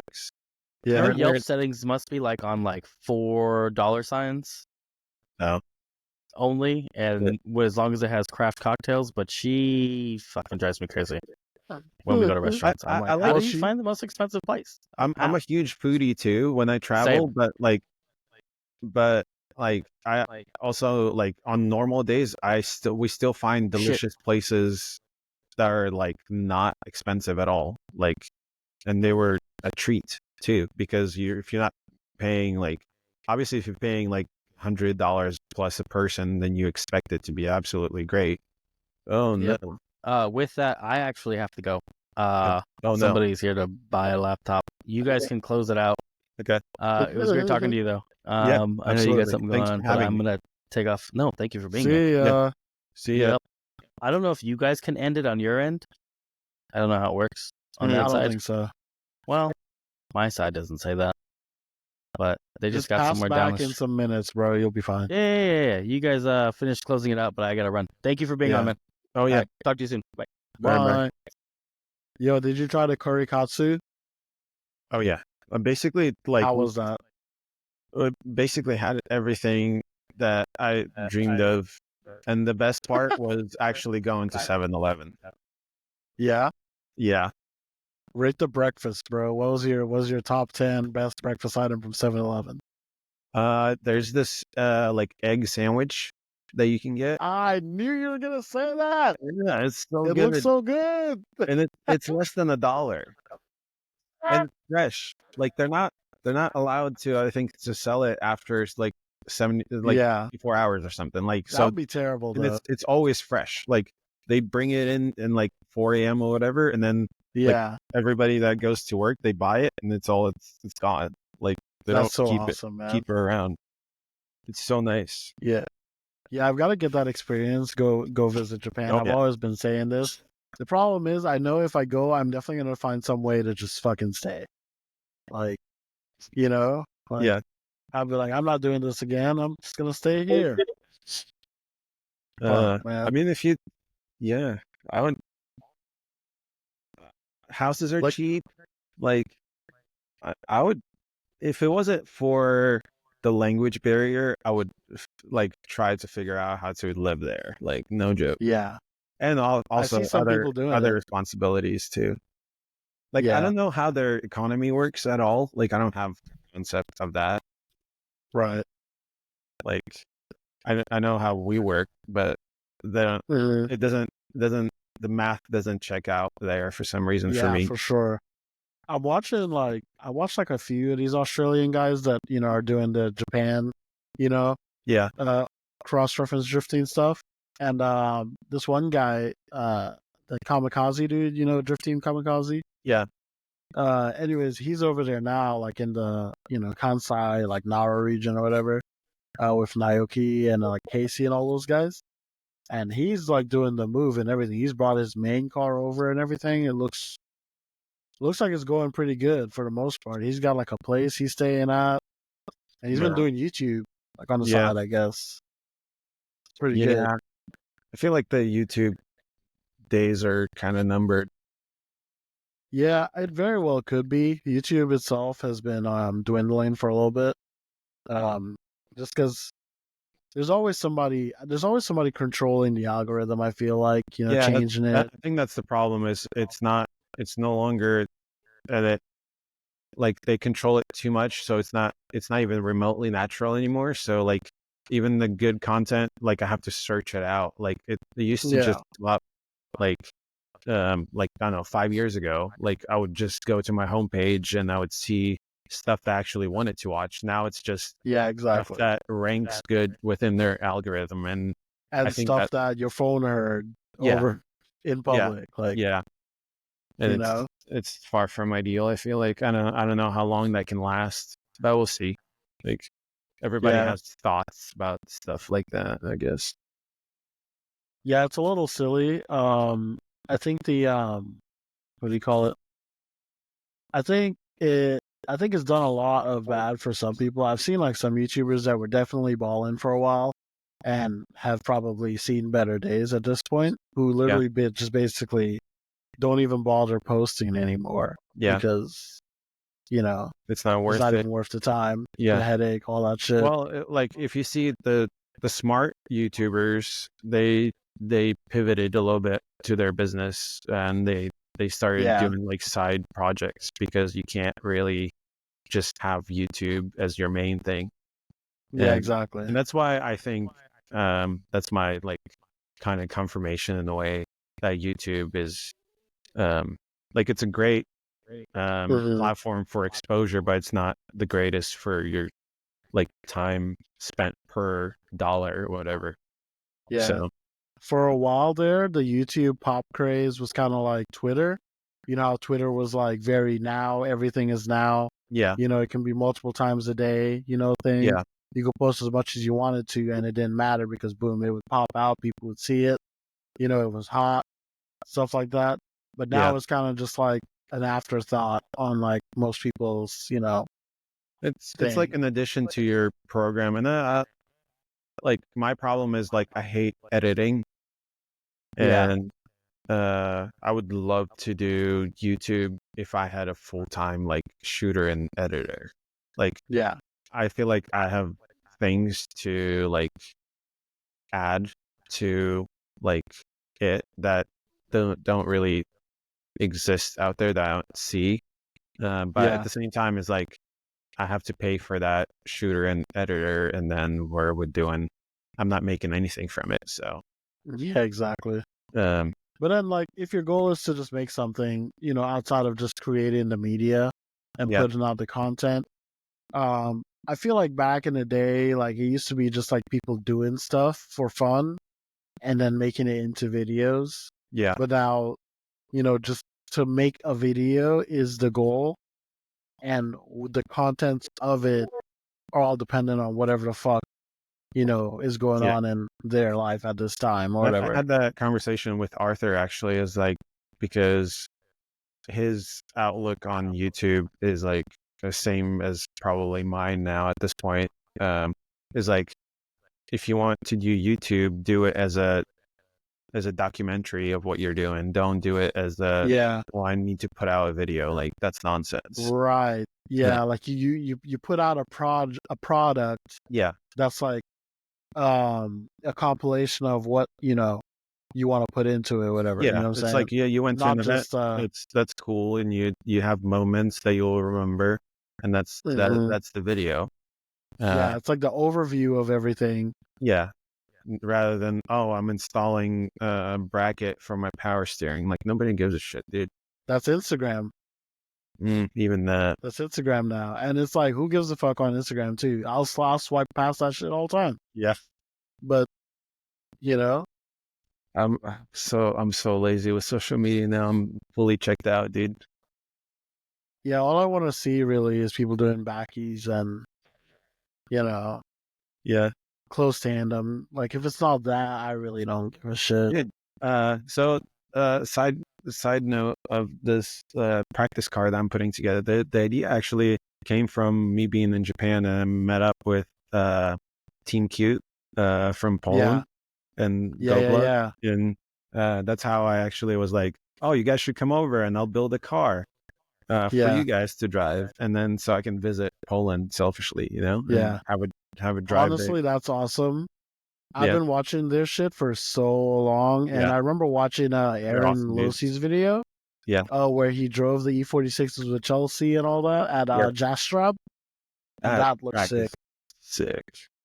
Yeah, it's low-key underrated. The fact that people don't know about it around the world is silly. Yeah. The initiation, the blind over crest initiation, that's wild. I force people to drive it on Assetto all the time. Yeah. Like, anytime there's people in the server, I'm like, hey, we're doing this track. Yeah. You don't have it? Oh, here's a link, man. Just, spreading the good word. It's sick. And they're good dudes too. They're like, some of them make cool parts. Some of them like, and that dude with the black E36, I think he has the brand, right? What's the brand? Odessa, right? Yeah. I really like his drive. His driving style is really good. Yeah. And then the guy with the red really TI, his media is really good. Yeah. I'm like, the dude with the red TI rips. Yeah. The black one. Yeah. The black one. Gobla's car is really cool. Yeah, it's a right-hand drive E46, dude. Yeah, dude. It does the thing. What a silly invention. Like, how would they do that? Dude, that would be a trip. Imagine.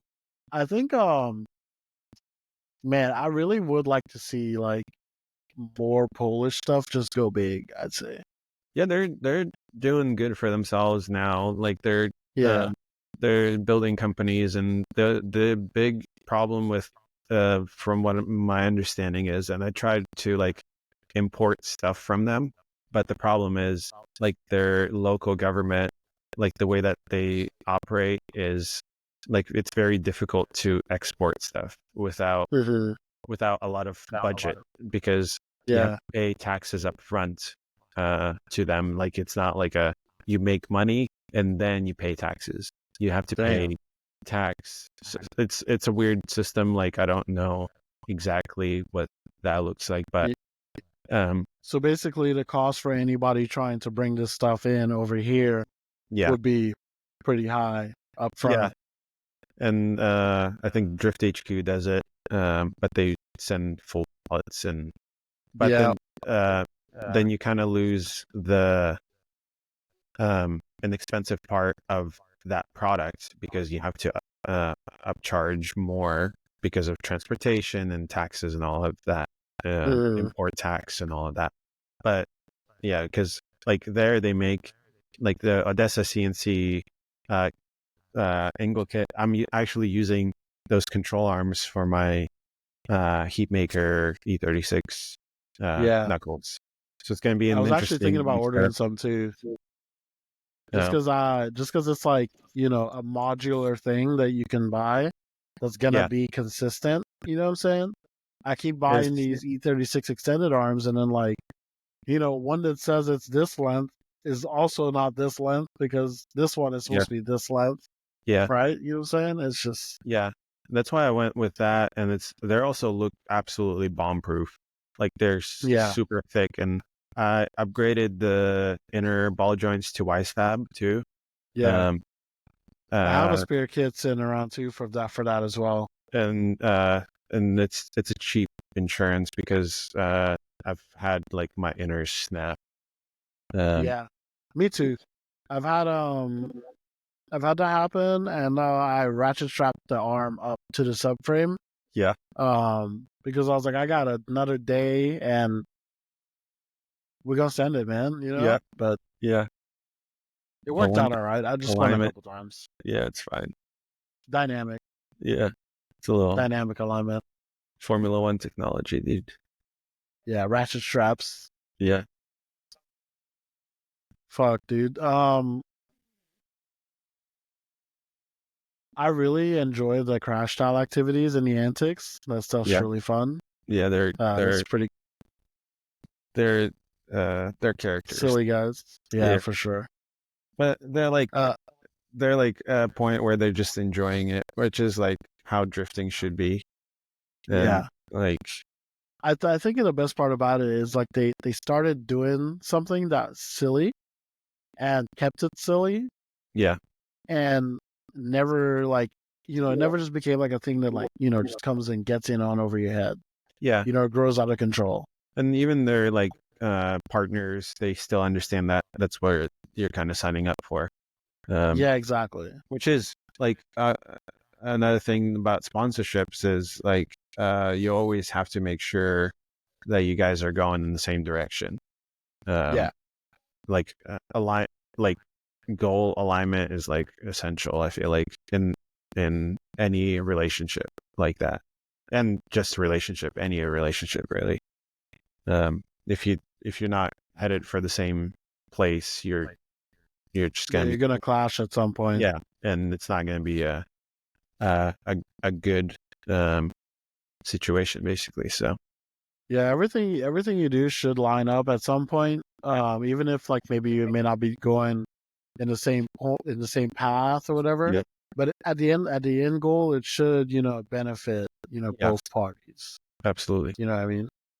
For sure. Anyways, dude, I want to drive Mid Pond for sure. Yeah, Mid Pond is definitely a track that I enjoy. I feel like I go there and I just blank out and have a great time every time. Yeah, that's how Medford is for us. Like it's a 5-hour drive, but it's basically our local track to us. Yeah, Mid Pond's 5.5 for me. Yeah, it's pretty. It's like technically pretty far. It's like 2 states over, but it's so good. I just go there, relax. I drop my shit.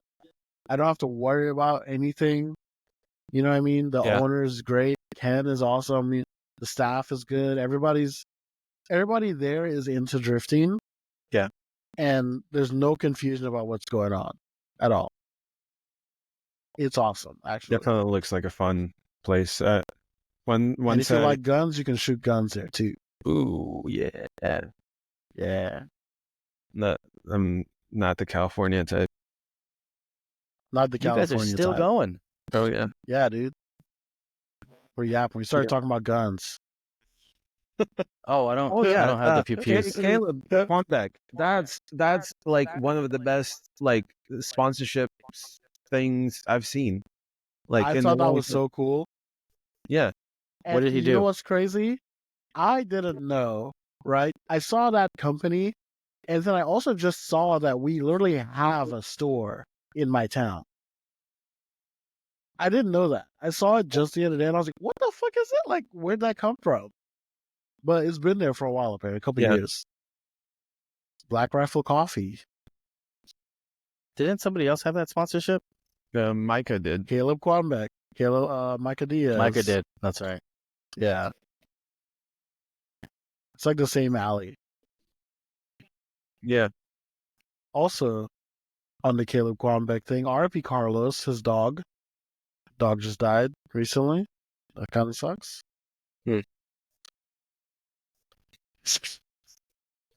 Damn, George. George said, "Fuck that dog." No, No, George is a dog guy. What do you mean? He I said, see him post his dog all the time. He said, I'm looking for something. I was just trying to. That was terrible timing. Dude, he Dude, might be like shadow banned. Who? Caleb. No. I mean, can't. it makes sense. I can't. Yeah, I have to. I have to type. You have to like search him. When Yeah. you search on Instagram, you have to type it out fully. No, I just put a That's Q suggesting and he it. came up. Oh, really? I just put a Q and he came up right away. Yeah. Yeah, but I his did like see. Walther thing that they did, like that's like the best like the sponsorship activation like I've seen in a while. Like Yeah. Like because- the BMX drifting guns dynamic is fucking crazy. America. American. America. Fuck. And the fact yeah. that they aligned their goals and like figured out how to like do good for everyone involved, like that's Yeah. sick. And it's outside of, and that's going back to my point, outside of drifting. Competition. Yeah. And it's outside of Yeah. drift competition also because he just does like things, fun things. Yeah. And he can still be a dad and be at home and like still, Yeah. you know, Have a life. yeah, it's crazy.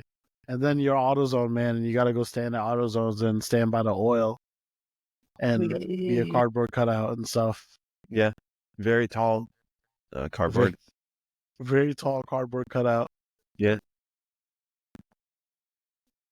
Did you sell that laptop, Gerald? I sure did. Got some monies for it. Now I Stack, gotta find another one. stacks, baby. Legit. Stacks on stacks. No, not Profit. really. It was dude, I traded that for that laptop. I traded my entire fucking sim setup at the time, which I maybe had $1,400 in for like a $1,200 laptop. Why'd you do that? For some reason I was over the sim setup, and then I deeply Because you were regret. bad. No, I was finally decent, and I think I would actually give sim. Yeah, you stopped playing with me. Well, there's one thing. No, but I would say I would give sim all the credit for me actually being able to get through a track within a few laps, as opposed to spending all day and weeks on it. Like it taught you how to drive, or it taught you the inputs I needed to know. Yeah. Yeah. And that's why I want another one. So that's what we're doing now. So I got, I'm buying a powerful enough laptop to run the Assetto stuff, and then the like the podcast, but this is all online based, so it doesn't really matter too much. And then what is the other two things I need to run? For like tuning software and stuff like that. That's it. So other than that, I think I'll be all right. And I usually have everything backed up onto a hard drive of some sort. So if it all crashes, it won't matter too much. It'll be like a $50 fix and a day's worth of work. Even if I had a laptop, I wouldn't know what to do for tuning anyways. So fuck it, we ball. Oh, that makes two of us. But I know enough to like fuck myself. Per usual. I just download AnyDesk or TeamViewer and have the there you go. Yeah. Yeah. But, well, I'm considering and have a hotspot, you know what I'm saying? Yeah. There you go. I'm considering the Link stuff just for like the resale value, but I already sold my Terminator X as well. The guy I bought my E90 from bought it. I heard the Haltech LS stuff is unreal. Like I heard the same thing. Like, and it's like you get a harness and you get an ECU for like right around $1,000. That's crazy.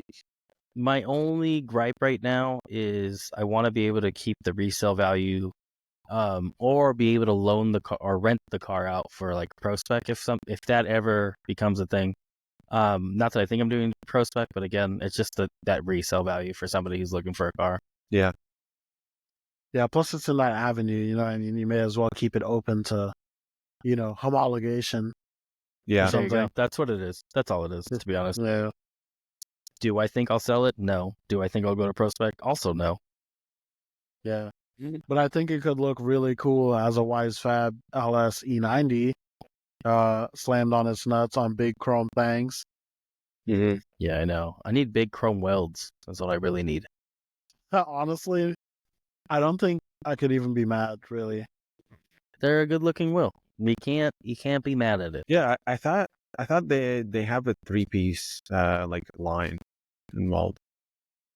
I don't know if they do or they don't, but I do know that the welds that they do make, you can kind of spec them pretty close to what I would need for the front and rear rise fab setup. You might have to like make it up with a spacer to get the correct. Dude, that's one thing that's kind of like stopping me from the modern like BMW stuff is you need wise fab for all 4 corners for it to be good. Yeah. It's tough. Well, what are you on right now? SLR, I assume? SLR front and stock M3 stuff rear from the rear. And the car is just unreal how it drives out. Yeah, you only need like adjustable control arms. Yeah. But like I would love, and this might be the your hint at what the next project is, but a 2 Series, I think that would be a really cool car. But like spending $8,000 on wise fab alone plus spares is like that hurts. Yeah. I think it's the spares that get you. Yeah. Do you follow Brian Schwett? German Autosport in Florida. Maybe he's building a 1 Series with the S85. Yeah, full wise fab. I don't remember what kit he's running, but it's pretty sick. It's already running. It's actually a pretty sick build, honestly.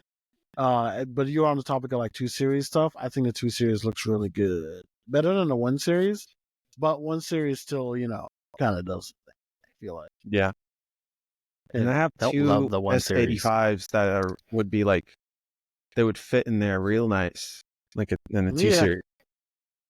Yeah. So, wait, is the S85 the V10 or the V8? V10. It's V10. The best noise you can really make. The S85 is the one that's in the TomTom guy's car. Yeah. But the one, it's the S65, right? That's the V8? Yeah. In the E92 M3? That's what it is. That's what's in that car. Yeah. S65. That works too. Yeah, I've thought about that. Honestly, that would be a pretty good swap, I feel like. S65, E46. Be pretty nice. Yeah. The problem is they're so wide of an engine that it's so difficult. Wide. Yeah, so it's difficult to like put it in the car that was from a different engine. Car making. Like even that Coyote E46, it just looks crazy. Yeah, it looks like a lot of tight work, and like I want it to make serviceable. I don't want it to make it like pain in the ass. Like you already take out an engine that's sort of kind of tricky a little bit to be serviceable, to put in one worse. Yeah. I don't know. Have you ever thought about doing like a 4-cylinder car? I feel like I would love, like, I think I've been kind of stuck on this idea for a while, is B48 into like a E46. It would be like 2,300 pounds with me in it. That would be an absolute weapon with like 500 horsepower. Like, that would destroy some names for sure. Yeah. I think it would be really fun to drive a car like that with a 4-cylinder kind of power band. Yeah. It's actually really appealing in my mind, but because the sounds really expensive. Yeah, it's B48 is the 4-cylinder version of the B58. Is it 2.0?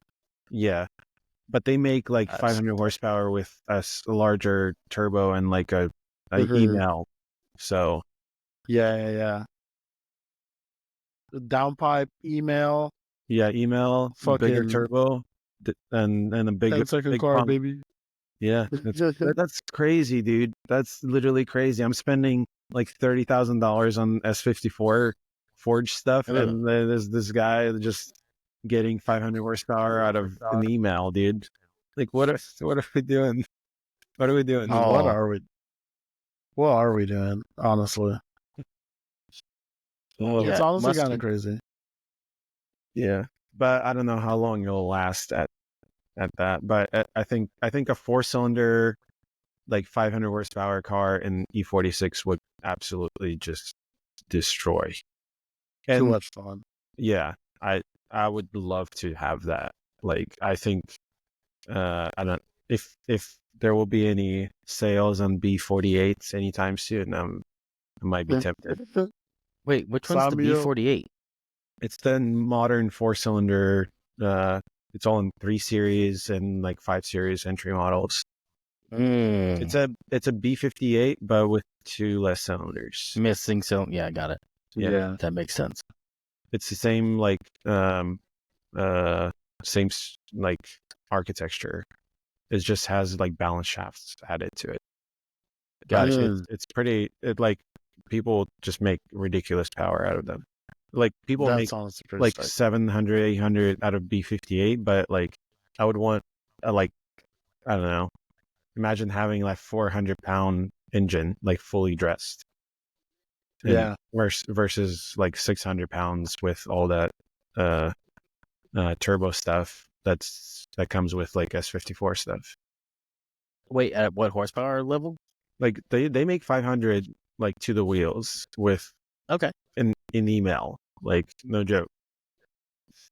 Well, you do have to with an email tune situation. Yeah, and you probably at that level you probably do have to get like a upgraded turbo that's the same frame, but they like machine it and like it looks the same, but it's not. Yeah, the inlet. Yeah, and all that shit. But it's still like $1,000. And now is that just like a cool thing to do? Because like I'm looking at weights for other engines. Specifically an aluminum LS, you're looking at like 420 pounds complete. Yeah.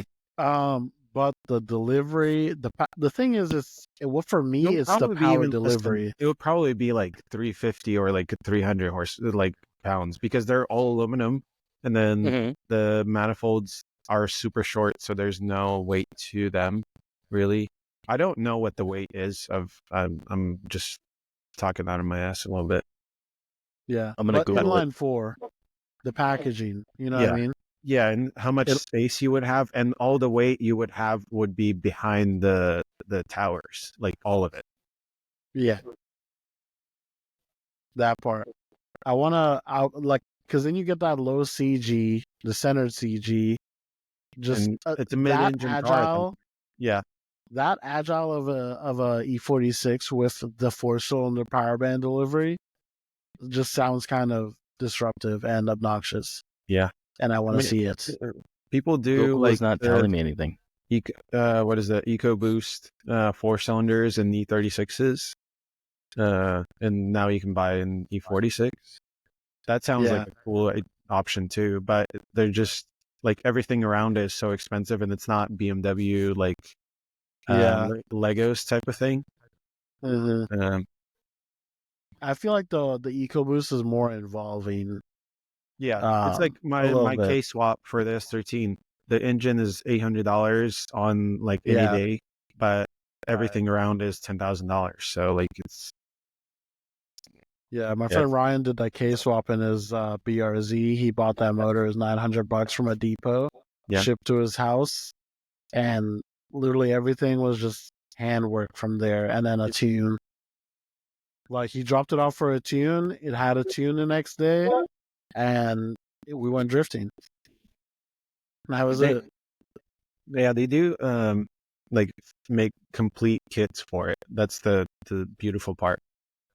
But you have to pay a lot. Like, and they're not cheap. Like, it's not. Yeah, he did the K Power, which is just they're sick. Yeah, he did their kit. It's a great good. Like fully complete everything. But at the same time, like if you think about it, like any swap, like at this point, like into like a stockish car will be $10,000 at this point. Like take JZ LS to do it properly. Mhm. You can do it. You can't even do the junkyard part. Like, it's still going to be $10,000 at this point. Right. I wonder if would you see? Oh well, I mean, I guess people maybe already do this, but imagine like people literally just sold like swap kits, like drivetrain parts, all that packages to a car, like just the entire thing. They started doing that. The one of the Russian RDS teams, they drive in Saudi Arabia. And they have a series there, and they started doing turnkey spec cars basically. So you just wire the money, and then you get an S55 powered BMW 2 Series, and they have a Supra also option, but it's still like it's HGK money. Like Yeah, for sure. That's fucking crazy business. Yeah, but I guess people have that. So yeah, people have it. They've been doing it. Yeah, every time I find out someone has that money, I become a fucking instant hater. Yeah, I wish I had that. I think it's funny. Like, if I had that kind of money, the kind of things I do. Yeah, be fucked up. Yeah. I wish I inherited some generational wealth, like it's any day now I might. So where the Rothschilds at? You know what I'm saying? Yeah. That Come on, generational wealth. Soros. Come on, give me some money. Jeff Bezos. Yeah, Jeff Bezos ain't shit compared to some of those other ones. Yeah, but he's the most successful that we know of. We know his name. Yeah, that's fair. There's so many silent billionaires out there, so like it's got to be the way to go. Yeah, keep my name at your mouth. Yeah, exactly. Yeah, for real. But figure out a way to make $1 million in silence. That's like, come on. Like, there's so many ways you could do it, right? You got to do entertainment. You got to be in public eye. You got to do all this shit. But people literally do this shit on the back burner and just live life.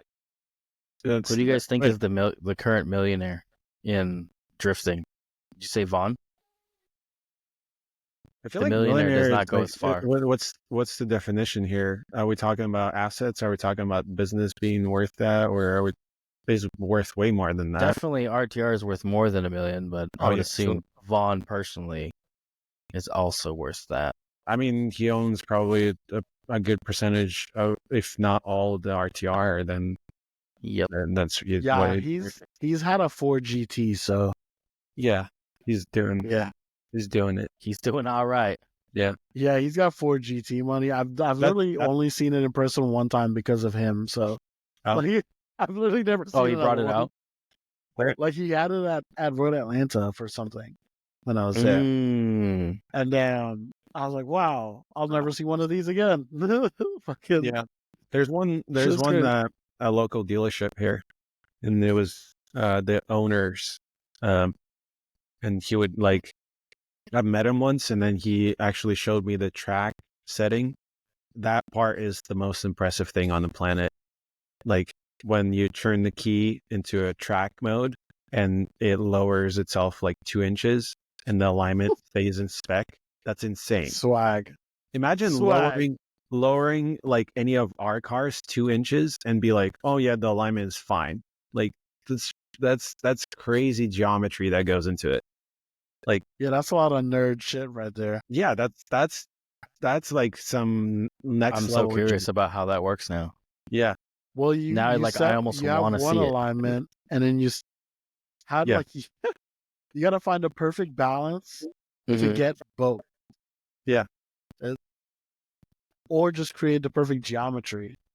You know what I mean? I think that's what they do. I think they start with the longest arms they could put into it, so it doesn't affect the ride height, doesn't affect it as much, and then go from there.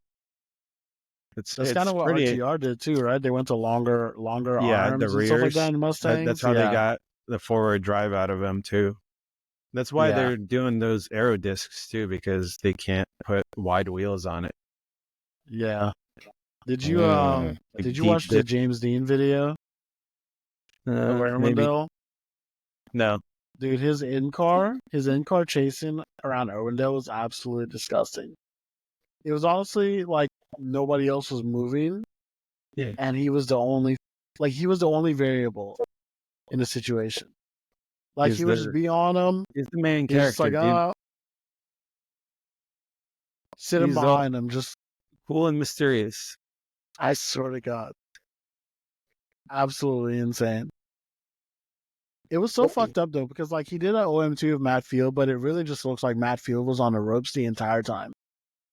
Oh, Like just barely hanging in there. It was unfortunate. yeah. Matt has been stepping up his like chase game for like it's wild. Yeah. It's absolutely especially at amazing. Irwindale is nuts. Yeah. It's like, what are Yeah. you doing in there? Everything, anything and everything at all times. And like Right I away. think it's kind of been choppy though, huh? it's been like driving with Julian Jacobs a lot now, like Mhm. Yeah. with them, and that part is super sick too because like you Mhm. see like a pro like learning and borrowing from like grassroots and vice versa too because Julian Yeah. is learning a new like car and new setup wise like that S14 is wild. Mm-hmm. It's kind of crazy. Yeah. Like watching him drive it is absolutely it's humbling, man. Like Yeah. I saw some people on like Facebook like chirping in the comments talking about how much he's working behind the wheel and shit like that, and I'm like, yeah, dude, that's drifting. You're, Like that's really what it is. if you're like set it and forget it, that means you have a lot of power but not a lot of grip necessarily, and you're not finding Set up super loose. yeah, it's not super loose necessarily, but you definitely can overpower that grip. Right. Set it Yeah. and forget it type of like it's me driving on dead tires basically, like that.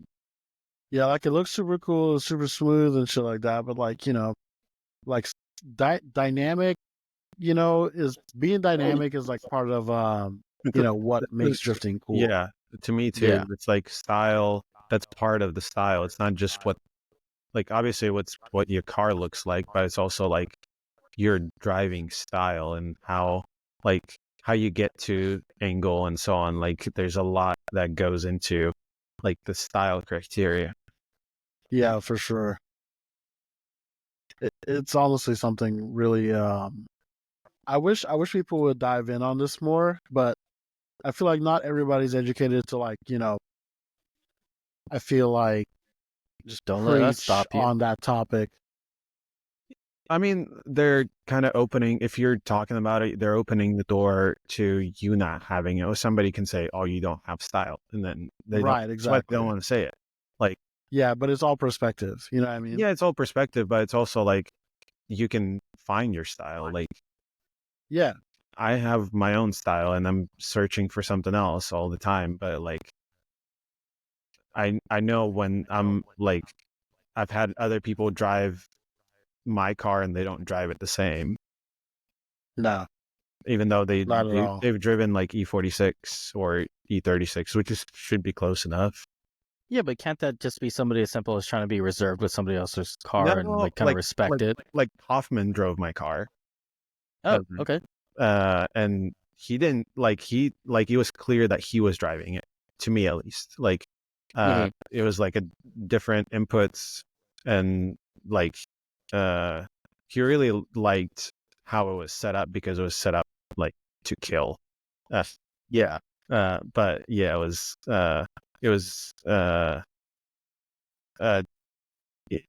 he has his own like style too. Like Mhm. and you can see that with a lot of drivers that are like looking for that. Yeah. I feel like when you drive like E46s, they're just asking for something like the entire time. You know what I mean? Like they're trying to get something from you that you need to deliver. You know what I mean? Like they're just chasing that thing, and they just want you to go as fast as fucking possible, 24/7. Is Yeah, what it is. that's how like I'm really curious where like the next generation, the multi-link BMW, where that development is going. I know there's like obviously Wisefab and but like the only cars that are like look like they're very well set up is like HGK cars, and Blake Olson's car is actually really cool. But like the I like his car. I don't know if they don't. There's like some secret sauce somewhere. Like, and I don't think people quite know it. Like people know that with E46s, how to set up for whatever you want. But I feel like there's only one way that people set up like E90 X chassis or 1 Series, which is basically the same car. I feel like Mason figured that out too. Oh yeah, yes, dude, his car was unreal. Like that was the first car. HGK, like he was giving me like first gen HGK E92 vibes when he did it, but like on a obviously smaller scale a little bit, but like no disrespect, like that's pretty good. I think whatever he did, you should definitely do that, Gerald, for sure. Whatever, try. Yeah. That car was fast. I know some drivable. people. It looked drivable, but it looked fast, like properly fast. I think it might be more simpler than a lot of people are led to believe as well. No, really? I think so. It's just a Wisefab car that he just kind of like put a good tune into his suspension. Like there's nothing like crazy about it from my understanding. Yeah. Before I speak out of my ass. But yeah, it was just like a really good setup. I know a few odds and ends about it. I don't know all the details. Yeah. I'll say that. But I think it could just be like a really good setup, and then who he was working with is definitely a factor in that process, because he's working with if you guys don't know who Mike Monterone is, he was the manager at Feel Suspension for a while. Okay. And now he's running Wisefab here locally in the US. Yeah. Like the distribution and stuff like that. Shout out Mike. Yeah, so that's put the boys on blue. That's like a bit. I know I probably shouldn't have said his name, but I think that's a huge factor. I've seen his name around. It's public. It's not. Send me Wisefab. It's like a secret. Good luck. Yeah, I think that had a big factor in it. So, but I want to see what he does with that new car that he's got going on. Oh, he has a new car now? Yeah, he's building a tube chassis 68 Camaro with the front. Oh, that's right. Hot Pit doesn't really have rules, so.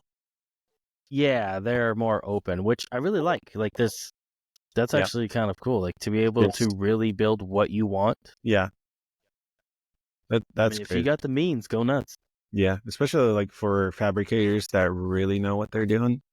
Because there's a lot of fabricators that like they welded some bash bars and all of a sudden they think they can put together a crazy car. There's that category, and then there's like somebody that like I can see that Mason definitely knows what he is doing with that. Yeah, absolutely, yeah. Most of. We'll see. See how that car turns out next year. Oh, how do you guys feel about Irwindale going bye-bye? For real this time. Not even just kidding. Honestly. Yeah, that's the backside of doing business. That's where like I was talking about why don't we make drifting bigger? Like why is nobody thinking big enough?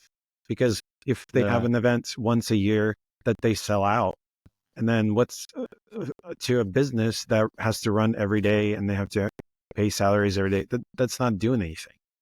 And then when it comes to like real estate, especially like when you're like barely not in the red, and then all of a sudden Amazon offers you millions of dollars, of course you're going to sell.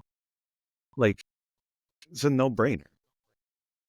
Yeah, I don't disagree. And then to operate in Bakersfield, because or they moved their whole operation to Bakersfield, from my understanding. Oh, I see. Which is going to be significantly less money. Yeah, and probably like local property taxes and all of that stuff too. Yeah, Kern County is a lot cheaper than LA. Yeah. So it's just a shit show here, man. I see it. I see why it was just like there's writing on the wall for sure. for a Yeah. while. Anything Everybody knew it was coming. yeah. So I don't think it's a surprise, but I see why it happened too. I see why like he didn't really need convincing to whoever's the owner. Like it's just numbers. So we lost the house of drift, but where's the home of drift? it's in your heart. There's no. Yeah, where would it be now? Like where There's does no. There's no central place that is the home of drifting in America. Like, It's- well, okay, watch this. Like kind of English Town is becoming that. Like, not just that's the like the figure first eight. dedicated situation. Not the figure eight. I'm talking about the road course is unreal. Like, I can't wait to drive it. Like, once my car is ready, I'm definitely making a road trip. Like a 2-month road trip. I'm doing it. Yeah, if any place was up for nomination for home of drifting in the U.S., English Town for sure. Then yeah, most def for sure. I don't English see Town. anything else being like large enough and welcoming enough. Large enough with the longest standing history. I wonder if it's based on location, because I feel like Willow Springs can really grab a hold of that if they open fucking Streets of Willow back up. Well, also they need to invest a few $1 million in like stands at least, please. Just some stands that won't like leave splinters in your ass. They wouldn't even cost a whole lot of money to replace the wood that's fucking rotted there. Yeah. I get that. That's fair. But like Willow Springs is obviously like that would be the ultimate thing if somebody who gave a shit would buy it. Yep. Agreed. I think the best part about English Town is that it's like for drifters by drifters.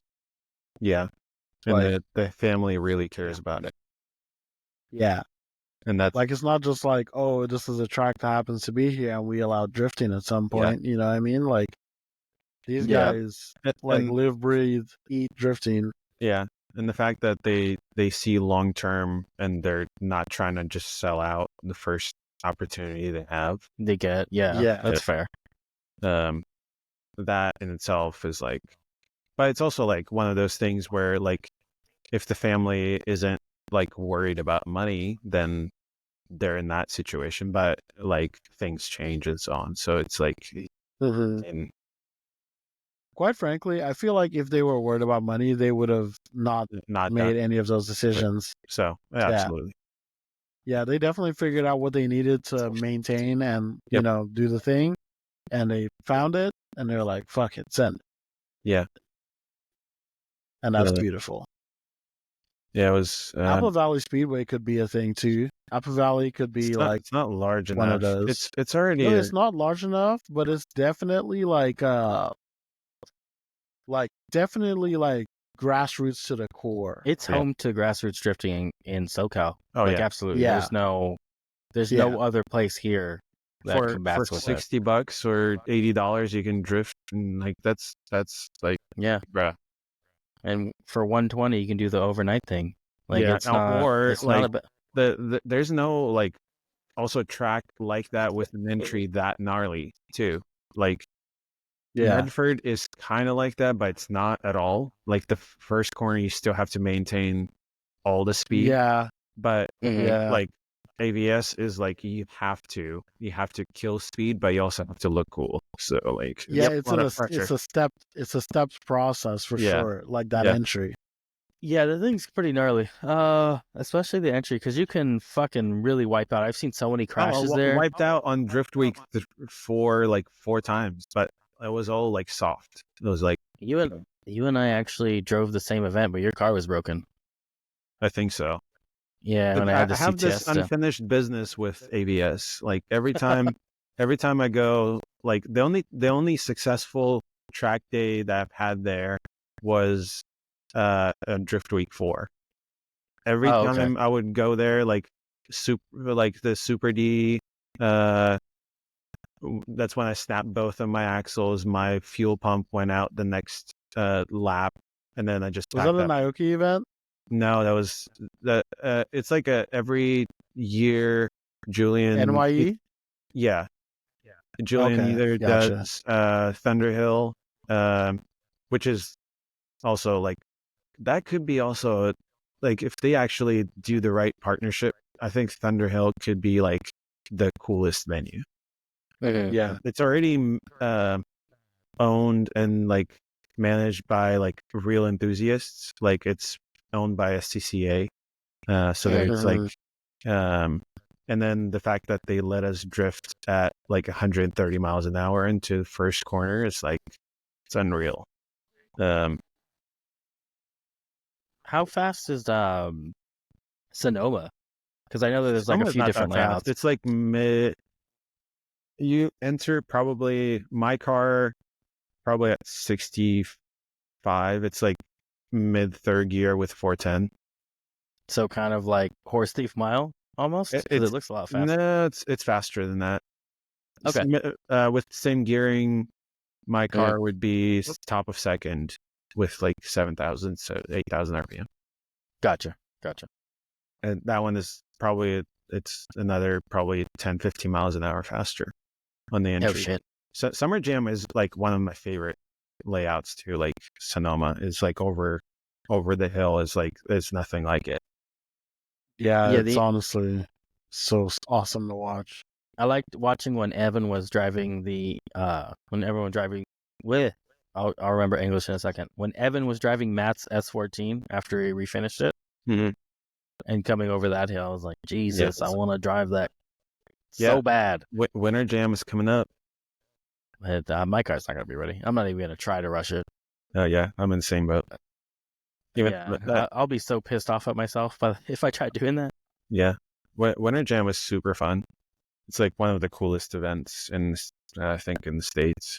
Like 2 days and world level of track. Like the fact that they let us drift in Sonoma, it's unreal. Yeah. I would love to. Yeah. Yeah, one time I was supposed to go there with somebody and they fucking canceled. That was me last year when that car broke. So, dude, I was supposed to take RJ's E46 out, and I took it for an event at Horse Thief. He gave me the car with a broken axle. He's like, hey, the axle just needs to be replaced, but we didn't know that the other axle was broken. So as soon as I went to enter at Horse Thief, we noticed there was only one tire spinning. So I just gave up on the car. I was like, I'm done. And we moved on. So he's like, we'll fuck, man, one axle. I was upset about it. I was very upset about it. Guys got free labor out of me. Yeah. Essentially. Well, once my main car is ready, you're welcome to drive my practice car. So now my car's actually not far from being done right now. What I don't have is a whole lot of time. Yeah. Hey, we don't call each other's name. I don't have. Finish it, brother. Thank you. I don't have enough time to get it done, and I don't want to rush it either. No, definitely. I'd rather just cool it through, December, and then hopefully have it ready. I had to face this like fear of missing out for a year, and I think I'm like in a spot where I'm like I'm not. If I miss an event, it's an event. There will be other ones. So exactly. I feel the same way. Yeah. I definitely want to be ready by spring, like fully ready to go. Cars tested, running, and I'm not spinning out every fucking 4.5 seconds. Yeah. And I'll be happy. Yeah, that's crazy. But gotta have to learn some sway bar stuff. From I heard. From what I'm understanding. Do some wheelies. Yeah. I want to do wheelies. That looks cool. Yeah. The only thing is about wheelies, once you're one of your wheels kind of lifts, and I actually had to dial my car back because of that reason. You kind of lose the feel, and also you're steering purely from the rear, so you lose the Ackerman part of the front. Because your car is your fronts are not always parallel, But if you're lifting one wheel, then you're losing all of that. And also, once it lands on that wheel, it definitely gives you a little shake. Well, shimmy, young. Yeah. Yeah, it's not too bad though. I But mean, it looks sick. It's just not being afraid of like setup changes and just playing around and see what does what for your car too. So. Mm-hmm. Yeah, especially with like the kind of horsepower, gear ratio, stuff like that. All that stuff's dependent. So Yeah. On how you drive, basically. So it's like you just kind of got to see what it lays out like, and then find your fucking groove from there. Oh yeah. And if you can't find a groove, fucking change it. I just want an easy button setup. I don't want to have to work for it. I just want to get in the car and it works. I mean, you know all the math already. You know your tire size. You know your rear end ratio. You know your gear ratios and your fans. You know what you're gonna rev to. Shit better work. Yeah, it's all there. It's like a proven recipe too. It's not like you're doing anything that's like out. Yeah, I know. That's the good part. Yeah. Not like an asshole like last time. I know what I'm doing. Yeah. Here's a CTS that nobody else drives. Yeah. Well, I know. I wonder why this guy's selling it. Dude, I was hitting up Scotty to make a kit for so long, and then he was like, nope. He's like, at the time, he was like, it's a minimum of $5,000, and that's for one kit. And I was like, that's steep. And I think that was like in 2019. Yeah. And I was like, that's a bit steep. And now I'm looking online, and people want a lot more than that. Oh. So I get it. Probably should have paid for it then. Yeah. I couldn't imagine being the forefront of paying for Cadillac angle kit. But doesn't that share with like front end with like a Camaro or like No. So the Cadillac is double wishbone up front. Oh. Which and not even the Corvette kind. No, actually, it's just awkward and stupid. It's not even like the Corvette. It's nothing like it, unfortunately. I remember I had like Evan send me a whole bunch of pictures and measurements for his front control arms. Yeah. And it was all dog shit off. And I was like, this is never gonna work. And then this year, SLR released a bolt-on kit. A year after I sold it, I was like, damn, I didn't even know you were making one. Yeah, Sean has these like rabbit holes that he goes into, and then he just makes a thing for it. Doesn't tell anybody. Yeah. His new E46 sway bar is like the coolest looking thing on the planet. I can't wait to have that. I missed my sway bar being in my car, but it got ripped out when my homie crashed it. So here we are. But I have a Dodge Ram 2500 sway bar on my car. What? What is that for? For the front. Really? Is that the thing? Yeah.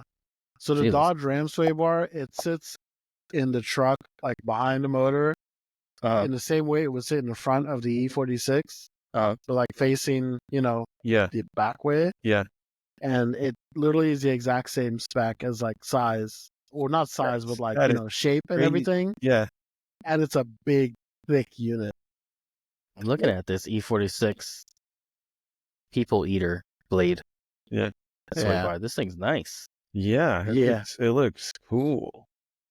Oh, did you guys hear about Speedway going out of business or something?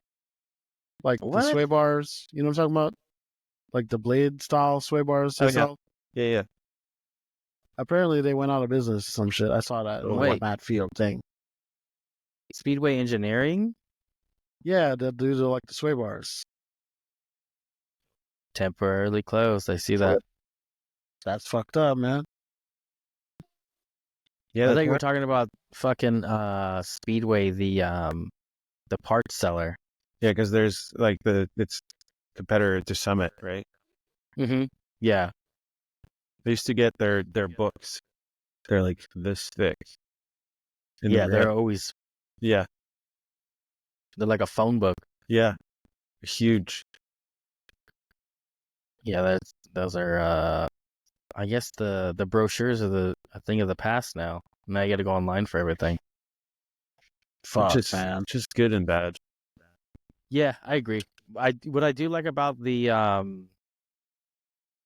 brochures is like they have everything under like one section. Like if you look for a camshaft, you can see all the specs and just pick which one you want. Yeah. But now, like if you go look for a camshaft on Summit or pick a fucking website, it's like they give you a brief description, but they don't give you enough in the description to like just scroll through and see what the specs are. You have to like dig in.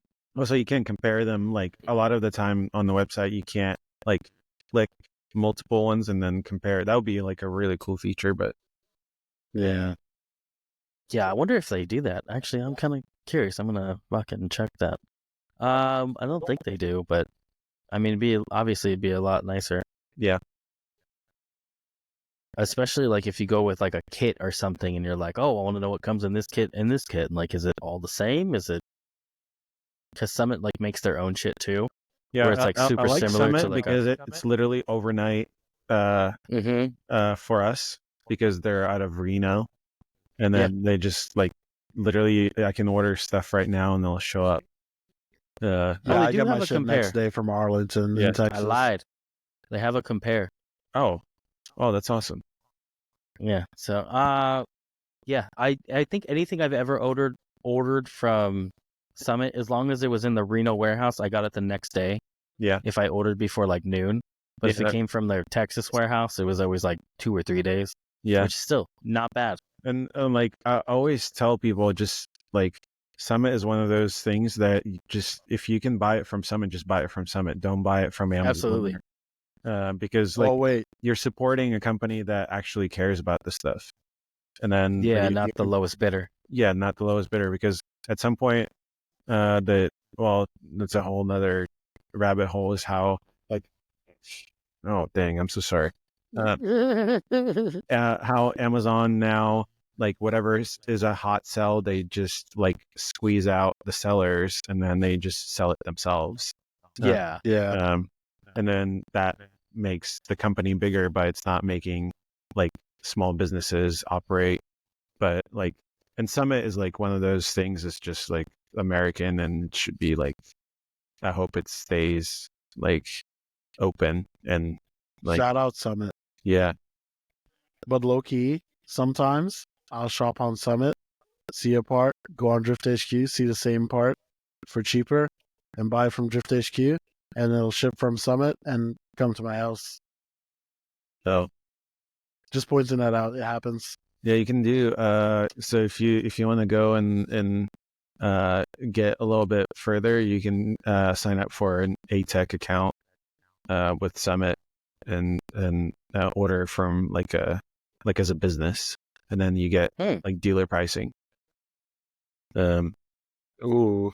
Yeah. I think that's one thing I've brought up in the past too. If you can somehow make yourself become a dealer, whether you start a quote unquote business of some sort, that's a workaround to quote unquote sponsorship pricing when you're reaching out to these people to give you 15% and you want to put a fucking BC Racing on the entire side of your car. I'm not to shit on BC. I'm just saying. Like, I'm also in the same boat. I'm like, I'm not doing discounts. Like, I'm just not doing that.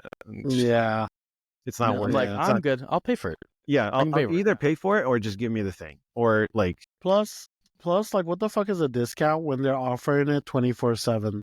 Yeah, like, so you can get the same discount. Yeah, or just wait till Black Friday and get the same discount. Like, or if not a better one. Yeah, sometimes. Yeah, exactly. And then like, why am I doing all these videos and all that for 10% or 12% off? I'm just not. Yeah, when you can just go use code. Goes back to my point about like us being cheap. Like, drifters don't value themselves enough to like say no to that kind of stuff. And obviously I want like companies in our industry to do well. I'm not saying, hey, don't support them or whatever, but there has to be like a mutual alignment where like they're not just everybody is like, oh, I got sponsored, but you didn't actually get sponsored, you just got a discount. Like, let's be honest. But yeah, it's one of those things. I remember when I first got into it, I get so excited. Someone gave me wheels for like cost or whatever, and I'll be like, I just got a new sponsor. Yeah. Back when I had the fucking E46. But like, I was so excited about it. It's not, but also I guess when you're beginning, like you're not really offering much, so you can't really. That's true. Yeah. At the Getting same a good time, deal on it's kind something of fair. is pretty nice. In a way that's kind of fair to get a discount. But later on, I feel like if I may not have like a million followers, but like when I like say, oh, you should use this, people usually listen to me. Like, and my like experience with at least E46 chassis means a lot to other people that are now just getting into it. So Yeah, for sure. The same thing can be said about like a lot of other people that are like may not have like influencer level of following, but they have like they've been consistent in the community. Yeah. And they always provided good advice and good support to other people. Right. Yeah. I wonder how Hot Pit's gonna do next year without Irwindale, because that was the main squeeze for them this year. The what is that? Kern? Kern, yes. I think Kern's gonna have a lot of drifting. Oh yeah, and it looks like a fun course too. Like it doesn't seem like you can. There's a couple on there. Yeah, I don't know if you guys have looked it up. Like the LZ Invitational thing that looked like that was a fun layout. Yeah, that was a really fun layout. I did not see that. It was a good stream. Pretty long layout. Have you guys seen any of the new drivers going up for like pro and like pro spec stuff like that? I see Colette coming in. And then LZ mentioned something about running a 2-car team. That makes sense. Yeah. Yeah. That's a neat idea. Oh, I see Shelly coming in too. I don't know if she petitioned, but I remember I got drunk all. I think she won her license. Did she? A couple weeks ago. Oh, okay, that makes sense. I think she won it in Oklahoma. Oh, okay. Oh, at the that series that I think Justin Chestnut is part of, right? Yeah. And Stookie. Yeah. Stookie Dookie. Well, I guess he's never coming on now. Nah, man. My friend actually cruised for him on their team. Oh, really? Oh, okay. Yeah. So I can talk shit. There you go. I guess you can. What? You just probably got your friend fired. He's gonna punch me in the face or some shit. Nah, he wouldn't do that. No, I don't think he's like that. I'd pull his hair. No, I'm fucking around. Nah, but dude, we're gonna have a wagon. We're gonna have a wagon in pro spec. Jason Farron, the Australia dude. Wait, he's with the Barra. He's going pro spec now? Yeah, he's going pro spec. That car is legal for that? Yes, it is, actually. That's hilarious. Yeah, there's nothing against wagons, right? No, I think it's a wagon thing. I think it's like I don't know how deep it was modified because wait, it's still a live axle. Actually, hold on. I might be talking shit because he is building another wagon with a 2J dog box in Australia. So that might be what is gonna do it. Yeah. Oh, that makes sense. Right. I don't think he'd run the Barra in FD. Maybe. That's interesting because he had makes 800 horsepower and barely stresses it.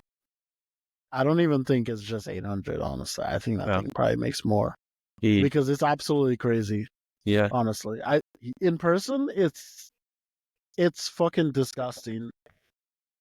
Like, bro, it's got so much aura.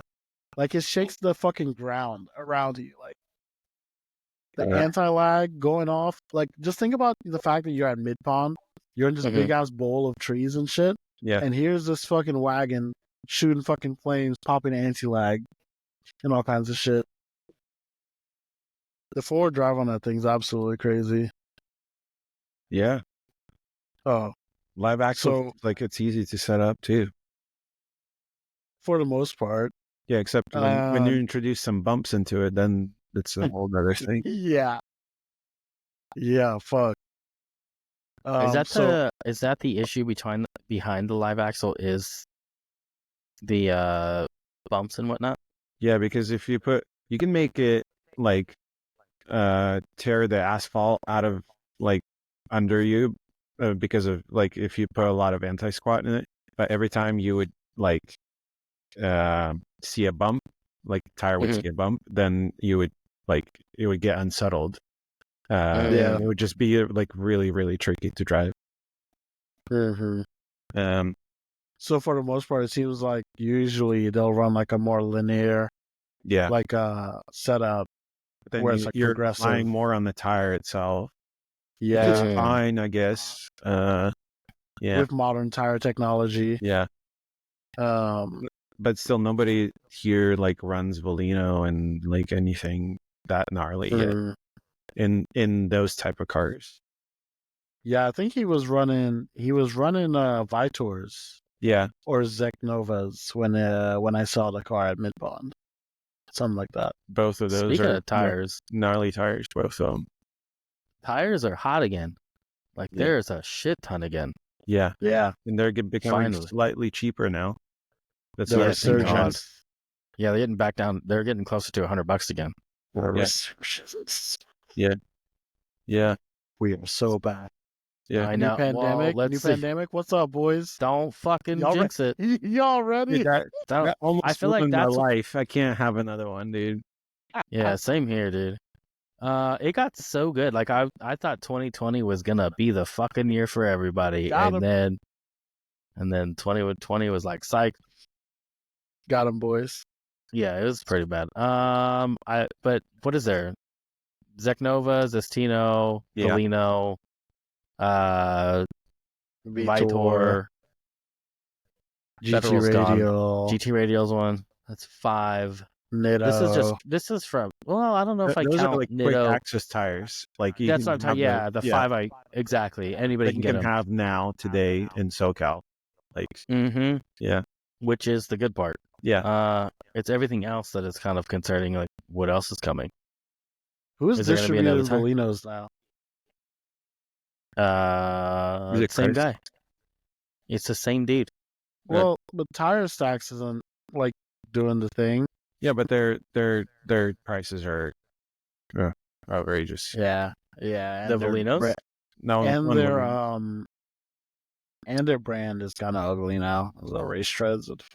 Yeah. But what happened to that? I just get them through Cameron of Northwest. Cameron, that's right. He's true. I remember that guy.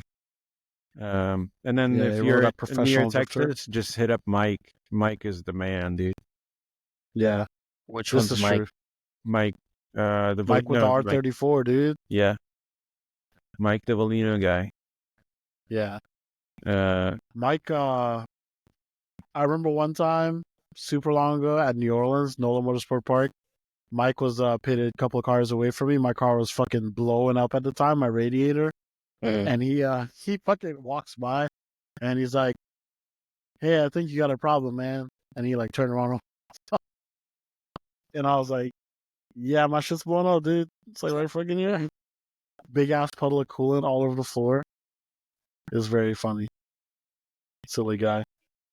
I love that. I love when you see fucking a whole bunch of steam coming out of your hood and everyone's like, "Oh, stop. Like, I can see it. I'm trying to get back to my pit. Like, I'm not fucking blind. If you get the fuck out of the way, I can still make it rolling in." It's like, trust me, brother. Like, when you shut the car off and you're like, "Come on, you can make it. So I don't have to push this bitch." When you shut it off and you start hearing who has something to say about it. When you shut it off and you hear popcorn under the hood. No, it's not good. Yeah. Sounds like somebody's stomach after Taco Bell or something. Yeah. But bad times. Might need an engine to rebuild at some point. Yeah, dude. Slap another stock radiator on, it'll be fine. Bet. Alrighty, gentlemen. I think I'm done for the night. I gotta me too. Try to get up early and do something with my life. The fucking back hurts. Yeah. Yep. It was a great time. Thanks for having me.